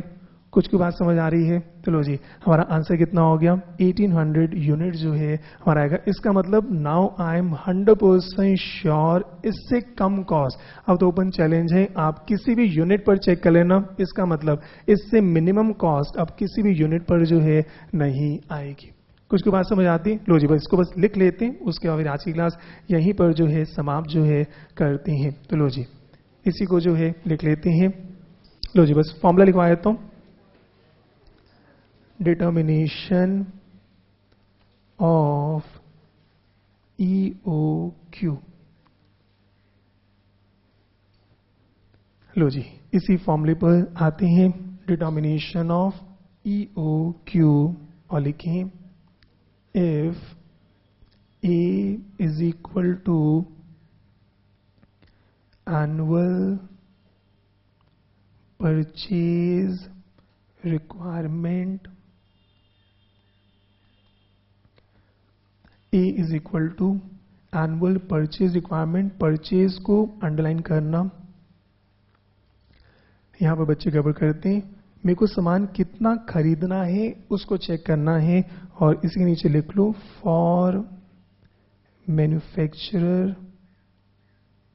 फॉर मैन्युफैक्चरर वो क्या लेगा? रॉ मटेरियल खरीदेगा। कल हम ऐसे कई सवाल करेंगे कि भी फिनिश गुड की डिमांड है, उस डिमांड पर रॉ मटेरियल कितना जो है लगता है, ओपनिंग स्टॉक कितना है, क्लोजिंग स्टॉक, तो मुझे निकालना क्या है? मुझे रॉ मटेरियल कितना खरीदना है, कितना खरीदना है, उससे मुझे EOQ जो है निकालना है। और ऐसी फॉर ट्रेडर, और अगर ट्रेडर है वो क्या खरीदता है? वो फिनिश गुड जो है खरीदता है। तो मुझे ये चेक करना है कितना सामान खरीदना है, वो मेरा ए जो है बनेगा। तो ए क्या है? Annual purchase requirement. ओ मेरा क्या है? Ordering cost per order. O मेरा क्या है? Ordering cost per order. और सी मेरा क्या है? Cost of holding. Cost of holding 1 unit for 1 year. Cost of holding 1 unit for 1 year. तो भाई comma then EOQ this is equal to under root of 2AO upon में C। तो भाई formula हमने बनाया under root of 2AO upon में C। तो भाई ये जो आंसर आएगा ये बिल्कुल 100% जो है मेरा आंसर आएगा। इससे मिनिमम जो है हम बिल्कुल जो है नहीं जा पाएंगे। ठीक है जी, और लिख लें example number 2। Example number 2, compute EOQ in the above example. हम कर चुके, बस सिर्फ मैं इसको लिखवा देता हूँ। Compute EOQ in the above example. Paper में 5 नंबर का सवाल आना है, और बात वही है, निकाल तो आप फटाफट से रहोगे, कैलकुलेटर पर निकल जाएगा, पर 5 नंबर का अगर सवाल है तो मेरे को प्रेजेंटेशन जो है हमेशा चाहिए। तो वही प्रेजेंटेशन में क्या क्या लिखना है आराम से लिख लें। हमने कहा स्टेटमेंट बनाएंगे, statement showing computation of EOQ। Paper क्योंकि सब्जेक्टिव है और 5 नंबर का सवाल अगर आता है तो भाई सारा काम निकाल तो आप 1 मिनट में रहोगे, पर हमें सारा जो है लिखना है। तो statement showing computation of EOQ, तो क्या करोगे? सबसे पहले अब प्रेजेंटेशन आपके ऊपर है। मैं नॉर्मली प्रेजेंटेशन ऐसी करता हूँ, EOQ इज इक्वल टू, पहले मैंने फॉर्मूला लिख दिया under root of 2AO upon में C। तो मैं लिखा where A is equal to annual purchase requirement. कितनी रिक्वायरमेंट है? 36,000 यूनिट्स। तो ये पेपर में पूरा प्रेजेंटेशन जो है चाहिए। हमने नोट किया ए क्या है? Annual purchase requirement. O is equal to ordering cost per order। कितना है? ₹450 कुछ चीज़ें पेपर में एग्जाम में को इम्पॉर्टेंट है, यहाँ पर यूनिट्स आपने लिखा होगा, यहाँ पर रुपीज जो है लिखना चाहिए। पेपर में इन चीज़ों के नंबर जो है होते हैं, तो कल को 36,000 आगे क्या है यूनिट होना चाहिए। ऑर्डरिंग कॉस्ट मेरा क्या है 450 जो है रुपीज होना चाहिए। C equal to carrying cost per unit पर annum, carrying cost per unit पर एनम, ये कितना हो गया ₹10। ये सारा काम आपको जो है लिखना जरूरी है। उसके बाद फिर इंपॉर्टेंट है EOQ, ये सारी वैल्यूज हमें दिखानी भी है। हमने कहा 2 इंटू में 36,000 इंटू में 450 डिवाइडेड बाय 10, ये सब प्रेजेंट हम करेंगे।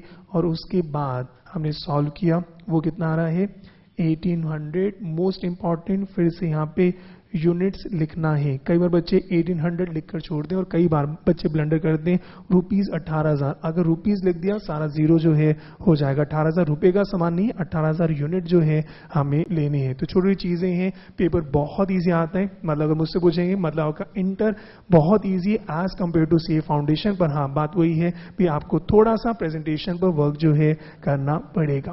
कंफर्टेबल है? लो जी, यहाँ तक आज की क्लास में किसी को कोई भी डाउट हो? कंफर्टेबल है? एक बार जल्दी से रिवाइज कर लें या रहने दें? हाँ शायद आज ज़्यादा हो गया, कोई दिक्कत नहीं, कल इसी टॉपिक की प्रैक्टिस जो है हम करेंगे। तो आज के लिए इतना ही। Thank you so much, keep smiling, bye bye. और आपसे रिक्वेस्ट जितना पढ़ाया प्लीज़ डेली बेसिस पर रिवाइज करते जाना, हो सके क्लास में ही रिवाइज जो है कर लेना। ठीक है, चलो ओके जी, टाटा बाय बाय।